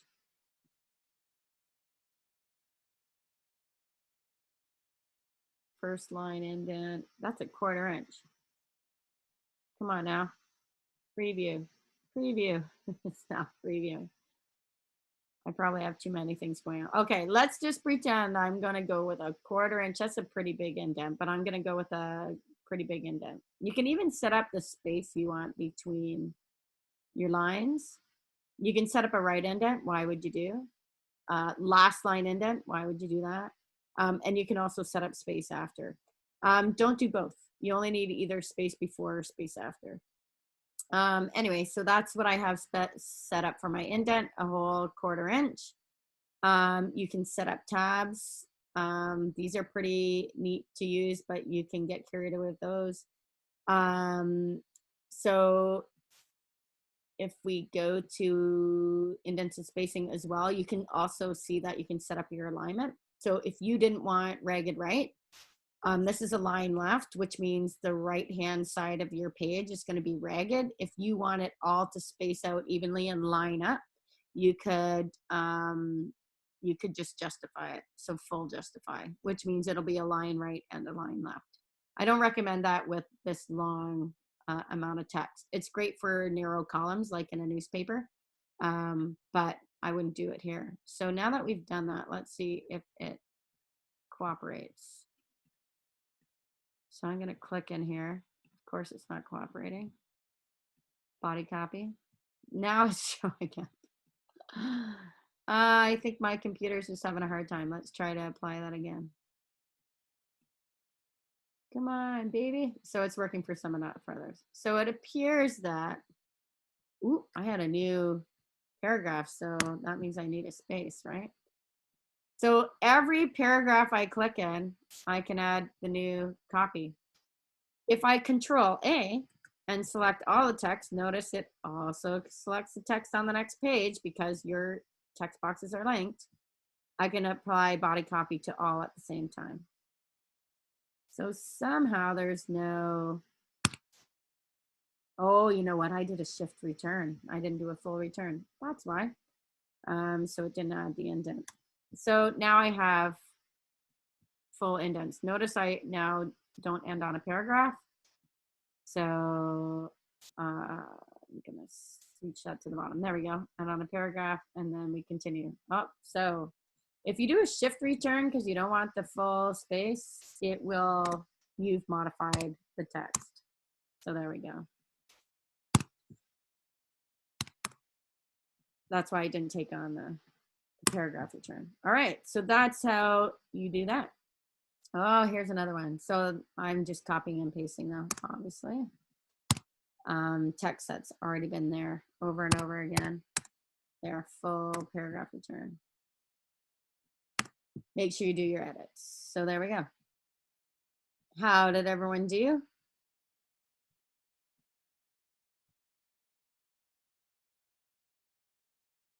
Are we good? If anyone's interested in a drop cap, this is one more thing I like, the Waterloo region. I love drop caps as well. So double click body copy. And we have some pretty cool things we can look, see this drop caps and nested styles. If I want to, I can also, I'm going to call this drop cap. So I have to rename it. Oh, wait, I'm renaming the one I already had. Just a second. I'm going to create a new style.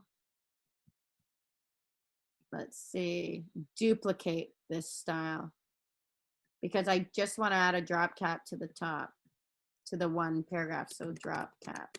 So you can copy styles, rename them with a slight modification. So if you wanted a body copy and you want to bold the paragraph, or maybe you want to italicize it because you want to turn it into a quote, so you can turn that into italics, you can, let me do that one more time. You can duplicate the style, just add something else to the name. So you could put italics. Mine's gonna be called drop cap. You can now use that style. It's gonna create a new style based off of that. So you can bold it, you can italicize it, but you only need to change one thing by duplicating the style. I'm gonna add a drop cap. I'm going to make it 3 lines deep and only the single character, but I have to take the indent off for that to work.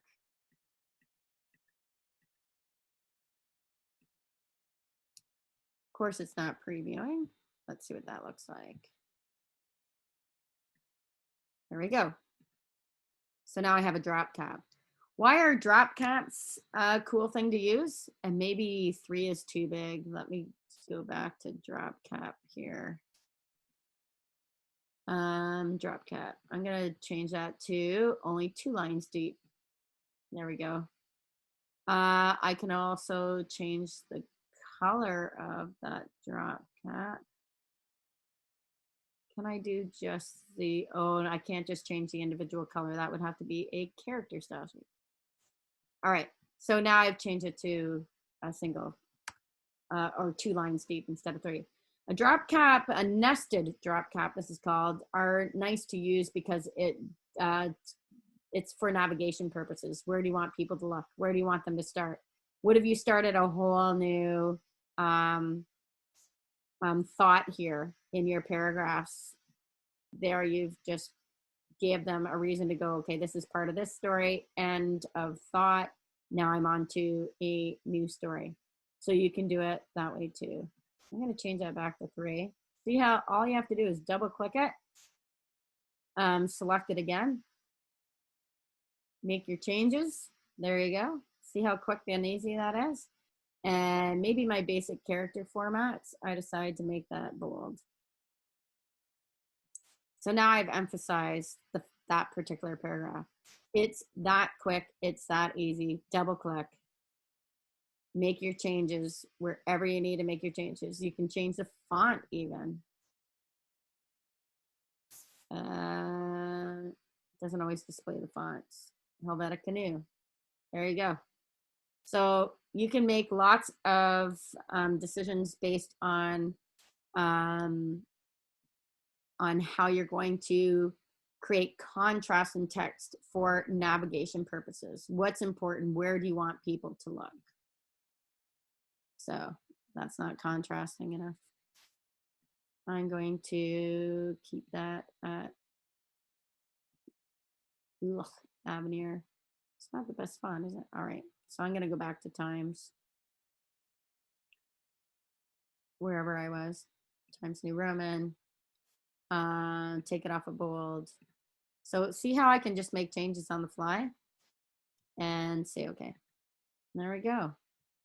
So now I have the option of changing, and notice I just click inside the paragraph and choose what style I want. And it works because it's a paragraph style sheet. It starts at the beginning of a paragraph and it continues the style to the end of the paragraph. And that's it. Now I have an issue. Oh, look at this poor widow hanging off on this page all by itself. So I might want to make some further changes, like where the beginning of my text box starts. There we go. Do the same here. All right. So that is style sheets and how you can apply those. And again, you can change them at any time. Just make sure you click off to the side and don't have text selected, because if you have this box selected and you decide to make a change to one of your style sheets, you can easily change it back, but it's best to just be off of there or have the text you want to see changes to when you're making those changes. And it'll change indents and spacing. Sorry, drop caps. So if I drop that down to 2, it will change wherever it's been applied. All right. So that's where we are with the media kit. How did you all do? Are you feeling good about what you're going to be handing in to Melinda for your media kit? Maybe I should say, if you're not comfortable, say now's the time to ask some questions. Oh yeah, how do we see this without all these lines and things? To refresh, whoops, I just hit it, and wrong thing to do. On a Mac, your other quick keyboard shortcuts might take over instead of the InDesign keyboard shortcuts.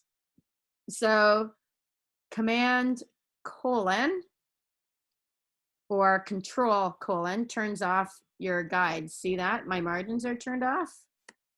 So that's Control, or on a Mac, Command colon turns on and off your margins. And then, whoops, I just turned off something I didn't want to. Is it? Okay, and on a Mac, on a PC, Control H hides and brings back your bounding boxes. And on a Mac, it's Command Control H, turns them on and off. So if you turn them off, you can see what your finished product is going to look like when you're going to print it. Like so, without the guides and things on your page there. Other things I'm going to do, I'm going to make sure that there's a visual separation of all this information. So now you can set this up. Subhead. Oh, no. So see, it took on the entire paragraph, even though you would think there was a return there. So that's interesting. Huh. All right. I might have to come up with a different style for that. It's under normal. So again, when you're copying and pasting from an outside source, you don't know how they set this up. You might have to do forced returns because HTML doesn't work the same necessarily as, there we go, now it's separate. All I did was, because right now if I select this, it does the entire, all the text. Why is that? Even though it looks like there's a return, well, it's a partial return. So what you need to do is select all these bloody returns and force a full return in. So no shift return, just a forced full return. And now I can add that. So I might not want to use the same style. So what I'm going to do, oh, this is what I'm going to do. I want to duplicate that style. So subhead, duplicate that subhead style. This is going to be for names. And I'm just going to reduce the size of that. Come on, preview. It doesn't want to preview. So I'm going to drop that down to 16. It's still Babis Kai, and we only have one font there. Names. There we go. Names. So once again, sometimes you're at the mercy of the formatting, like so, of somebody else's work. So I need to select these returns if I want it to react the way I want it to react. There we go. So just keep that in mind. Ooh, Sherry has quite the long title. By the way, she married Mr. Perry, so she would have been Sherry Perry. We have fun with that sometimes. All right, that's why she kept her Greeno. There we go. He is a Supreme Court judge. There we go. So Control plus to zoom in, Control minus to zoom out. So now I have a visual separation. contrast, right? So here are the important titles and here's their name. You might choose to do it differently. These are all clickable links. Okay, so one thing I haven't done is save this. So I'm going to File, Save As. And in that same folder on my desktop, where I put all my other stuff, Media Kit, I'm going to put, this is my Media Kit layout. I'm going to save that in there. Now, what if you source stuff from all over the place? Like I have a picture, that's not my folder, right? So here, oh, I haven't placed my text yet. I should probably do that. So I'm going to turn back on. So Control H, or on a Mac, Command Control H to turn back on your bounding boxes, and then Control or Command colon to turn back on your guides. So I'm going to get rid of 3 of these, and I'm going to make sure I click so I don't have anything selected because I don't want to put my text in here. And I'm going to File, Place, My Photography, Photos for Media Text. Notice it filled from margin to margin. That's what it does. So I'm going to have to pull that over. There we go. So I have all the information here that I want. Except I don't. Didn't I save that? Nope. Save. So before I placed it, I didn't save it. One thing you can't do is update the text to increase what was in there. So you have to get rid of it. Unfortunately, once you place text, because this is a layout program meant for text, it's not connected. There is an app, an Adobe app that you can connect your Word documents to your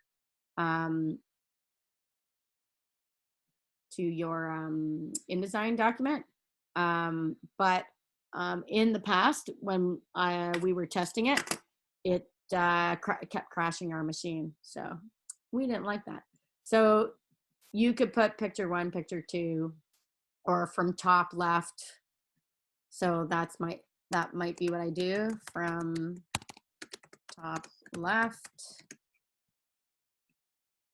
I'm going to rearrange my text. And then second picture is this picture, and then your third picture would have the title and caption info for the third picture, XXX, and there you go. So there's all your information on your page. Save. All right. So depending on what Melinda's asking for that you need to have in your kit, make sure you have everything supplied. I'm going to move that in proximity closer. Make that a bit smaller so it looks like it's lined up with this letter P. Alignment. See how this is on an angle? So it kind of looks like it's italicized.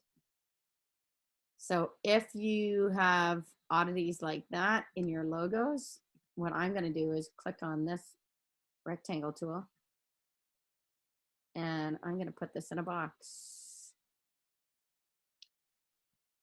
And in properties, I'm going to make that box that lovely yellow color because I have a dark blue text, so that should be fine. Uh-oh, but it's on the top. So right click and arrange, and I'm going to send that to the back. So anything you place on a page goes in order of how you've placed them. So I did my text first, which is why it's hiding behind the new box I just added. So I'm going to right click on it, arrange, and send to the back. There we go. So why did I need, show again how to create subheads with the same font? Yes, I can. I will do that. So Here we go. So why did I put this in a box? Because visually it looks odd, right? Because this is italicized and this font is not. If I visually separate it by putting it in a box, it no longer looks out of place. Like I should italicize this font as well. So by separating them into two separate pieces, I can avoid that. So that's why that works out better by putting it in its own separate unit, its own separate box, to avoid that look. So here it is without, right? Doesn't this look odd in this place? And it looks like we should be italicizing it as well. But if you put it inside a box, you avoid having to try to match that up. All right, so let's go back to creating a subhead like I did on the final page here. So I created another style sheet off of one that already existed. So what if I wanted a smaller headline? So what I do is I don't have to have anything selected here, by the way. Let's see if I hit a return, photography, or how about I'm going to type in photography credit. And instead of a subhead, I want to use this as my subhead, images for media. So I'll call this one a serif subhead. So this is the font I want to change. And I want it to look like this, but just smaller and in black. But I want to repeat the style of my headline, but I just want to make it smaller and black. So I'm going to open my style sheets again here. And I'm not going to choose one. The only thing I'm going to do, oh yeah, I can choose it. Wait a minute, headline. So there's the headline. It's white, it's far too big. So I'm going to duplicate that style. So instead of setting this all up again, I want to use this style, just modify it. But then I want to use it as its own style after I've modified it. So I'm going to duplicate it. So the first thing I'm going to need to do is change the color so I can see it. Again, my preview is not working at the moment. The other thing I need to do is reduce it from 42, which is far too big. Let me go to 18. Again, the preview is not working here at the moment. Hopefully it's working for you. And now I've got a new style base. Now I have to apply it. Headline copy. There it is. I probably could have renamed it, so I can. So now that I can see what I did, it's a little bit too big. So I'm going to go back in and reduce it a little bit more. Now you can see it and it's working. In indents and spacing, see, I might want to add a little bit more space. What if I added a little bit more space after? See how it's changing? I can push it away so it's not so tight to my text. That's under indents and spacing. And if I really wanted to, I could also change the character color. You have complete control over what you do here. And click OK. Let's see what that looks like. Okay, so once again, you highlight the text. So say it's headline. It's now white. It's far too big. It's not what I want. I want to modify this because I want to repeat the font, the boldness of the font. So I simply duplicate the style. Once I go in there, that's where I do all my modifications. All your modifications are here, including the name. I forgot to change the name. So it's not headline. This is subhead serif is what I'll call it. Now remember to name your use a naming convention that you understand what it is. That's going to be your best bet here. If you need to add indents and spacing, I added a little bit of space underneath in order to have a little bit of space between this larger font and the font below. You can turn preview on and off and click OK when you're ready. And there's your new style. So if I wanted to, I could apply it again. So this is subhead serif, and see, I've got it all right there. So I can choose any of my new styles. That's far too big. What if you want body copy bold without an indent? There's body copy. Duplicate the style. Basic character formats, I need it bold. And indents and spacing, I don't want any. It's body copy copy. So I'm going to put body copy bold, no indent. And I know exactly what it is. And then I apply it. And there you go. So you can create new style sheets off of existing style sheets for your purposes. So body copy bold, no indent. Body copy bold, no indent. And just apply them as necessary.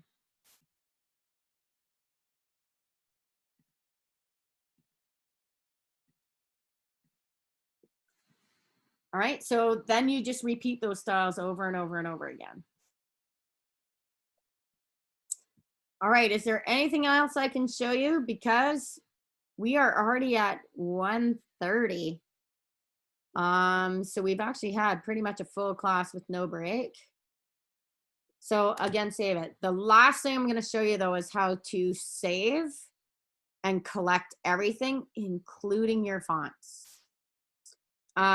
So you can keep everything in a folder, but there's one, this is probably one of the greatest things that they added to InDesign, especially for me, who used to have to keep everything organized and contained in a single folder. So in that folder would be a fonts folder. There would be an images folder. There would be a logos folder. There would be a documents folder. There would be everything. It was insane how organized you had to be. Now that was good for me for learning organization. But if you want to save yourself from yourself, which is what I love about this next process, is it's going to collect everything for you. So this is also a review of what we did with our trifold brochure last semester. So what we're going to do, yes, this will be completely 100% uploaded. As soon as I'm done, it's probably going to take a good 15 minutes before it renders so that I can put it up. So just give it about 20 minutes to half an hour total before it's up. So this is what we're going to do. This is what everyone's going to do now. You can still open it from the folder and keep working if you like. So under File, the next thing we're going to do is choose Package. And I also, once again, have video tutorials on how to do this. So when you're saving your documents, what you want to do is go under File to Package. And it's going to tell you whether you have any errors or anything. And it often will just say, hey, just so you know, I've checked all of these things. If you have a green light, look at your no errors at the very bottom of your page. Is it a green light? No errors? Fantastic. That means you're going to be creating a clean package. So I'm going to hit Package. So everyone should be under, let's do that again, File, Package, and just choose Package. So it's going to collect your fonts. It's going to collect all of your linked images, no matter where they are, even if they weren't in your folder. It's going to collect your colors, your print settings, everything, which is pretty awesome. So we're going to hit Package. Where shall I put this package? It's called a media kit. Now it always adds the word folder to your to you the name because that's exactly what it is. Choose where you want to put it. I don't want to put it inside the Media Kit folder I already created. I want to create a new folder on my desktop. So that's what I'm doing. And it's going to be called Media Kit folder. Take a look at what it's going to collect. It's going to copy your fonts. It's set for, this is a problem, a few of these, or ones you're not allowed to collect, which are sometimes ones we download from defont.com. If it's for personal use only, sometimes there's restrictions placed on those, just so you know. But you know what you can do? You can just download the font folder from defont.com, drag and drop it into your font folder after you've done a collect and package. Copy your linked graphics. Yes, thank you. Update your graphic links in the package. Yes, please. So it's doing all of these things for you. Include fonts and links from hidden and non-printing content. No, unless you have a whole bunch of stuff on your pasteboard and you're still working away and you've got a whole bunch of stuff there, then yeah, then include it. But for our purposes, we don't need to do that. Also include an IDML. What is that? That is a legacy file. That means if you send this folder, you zip it and send the folder to a printer, they can open it in an older version of InDesign, which is fantastic if that's the case and they need to make a correction. And then it's going to include a PDF. And what's industry standard? PDF X1A. Now, if we were working with Kober, the print place we visited, they'd ask us for an X4. So we're going to stick with an X1, okay? And that's it. Hit package. Yeah, it always gives you a warning. So say okay. If you're on your own laptop, you can say, don't ever show me this again. I get it. And now it's making a collection. So what's good about that? I'm going to minimize my screen. Boy, do I have a lot open here. And, oh, I gotta clean off my desktop. All right, so here's my Media Kit folder. So I'm gonna double click to open it. And what's in there? There's my document fonts. Look at that. It collected everything. So that means if you end up on another computer or you end up in the lab, all you have to do is go to your document fonts folder, double click them and install them all. Okay, your links, even the screenshot I grabbed off my desktop that wasn't in my folder has now been collected and put in the folder for me. Awesome. There's the legacy file to open. There's my InDesign file that I can now continue and work on. And it also creates the PDF you need to give to Melinda. So there's all your pages. So when you have completed this assignment, do a new file, package, and call it final or whatever you need to do. So it's a Media Kit folder. Maybe you put Media Kit final. When you're done, you're ready to go. Add that folder to your desktop and then upload the Media Kit PDF for Melinda. Okay, sound good, everyone? Last but not least, though, here's one more thing that I need to show you. Because now that we've done that, we've done a package, what if we want these links to work? In print, well, you can't click on these links in print, right? So we have one more thing we can do.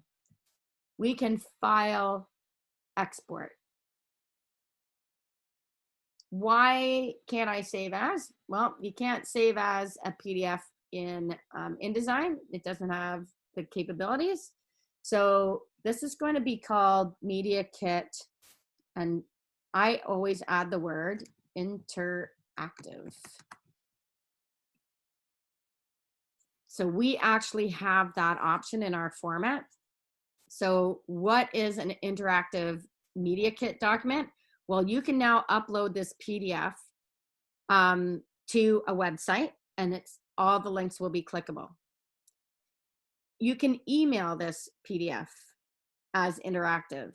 and all the links are clickable. So if we save an interactive PDF, make sure you add the word interactive so that you don't replace your print file with it.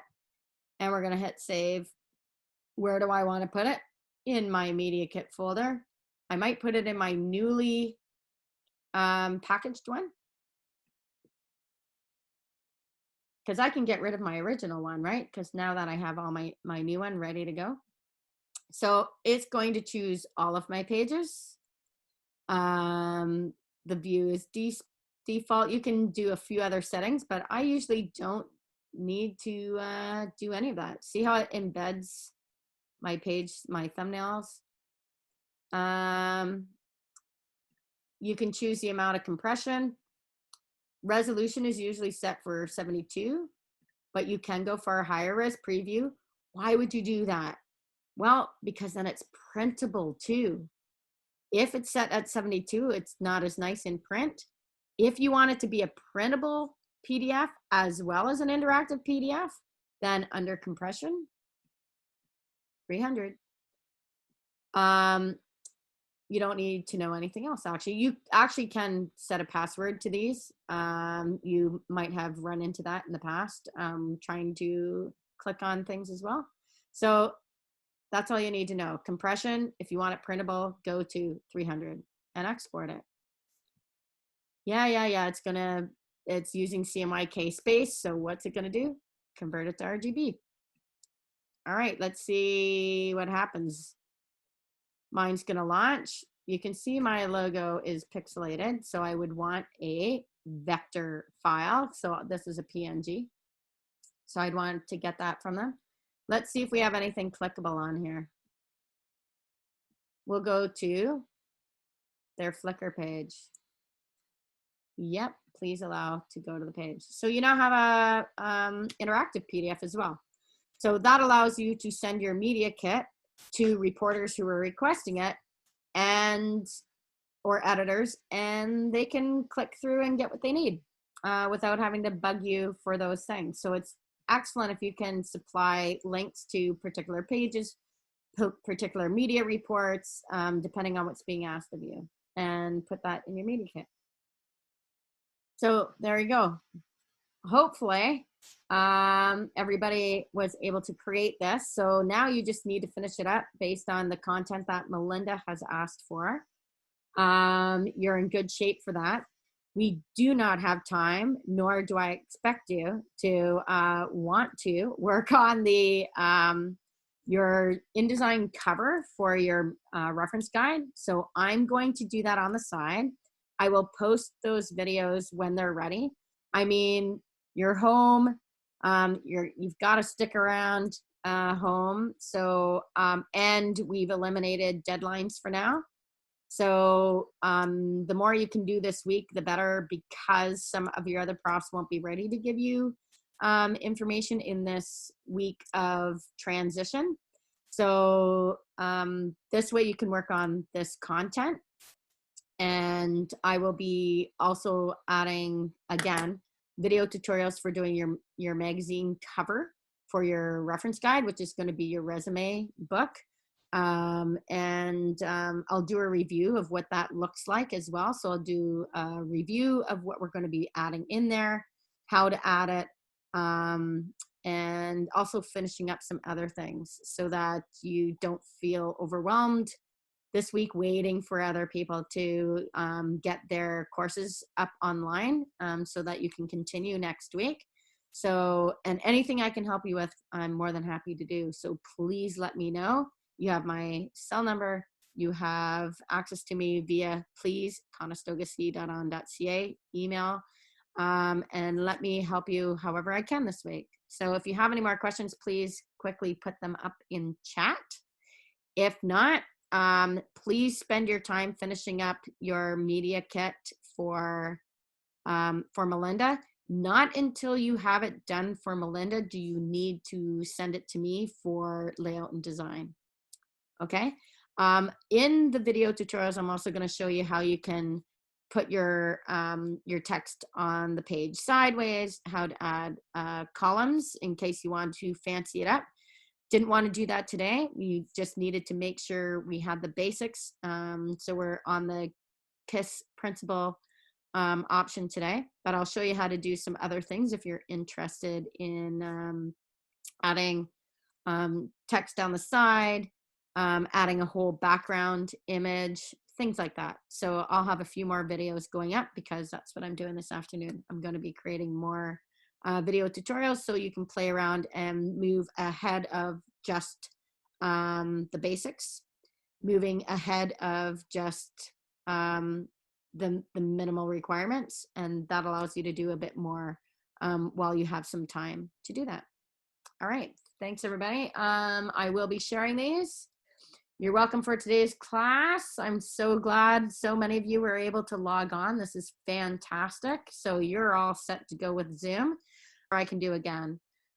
Please, please, please let me know via email or text me and I'll do what I can. I can even, take phone calls and we can talk over the phone while you're working on your assignment as well. So I'm here for you, whatever you need. All right.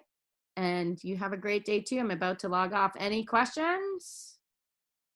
No, bye. Everyone's good? Okay. Bye, everyone. Have a great afternoon. So the question is, for those of you who are still on, how much information do you have to provide in your media kit? Melinda had a list. And other things you should always provide in your media kit are options for some photography. So if you have a spokesperson for the organization, you should provide their photo and information about them. So those are the kinds of things, in addition to what Melinda's asking you for, are always good to have in a media kit because they need access to imagery and also your logo. So that's another element you can add to your pages is a logo page. Here's the logo and this is how it's used, and some styles about not changing the colors, etc.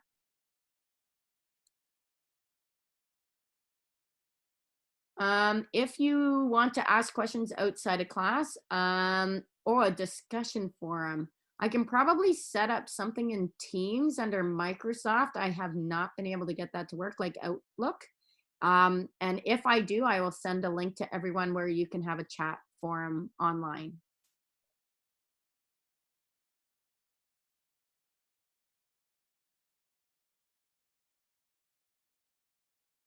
That's one thing I haven't figured out how to set up yet. So I hope to get some chat forum. In the meantime, please, please, please use text and text me as necessary.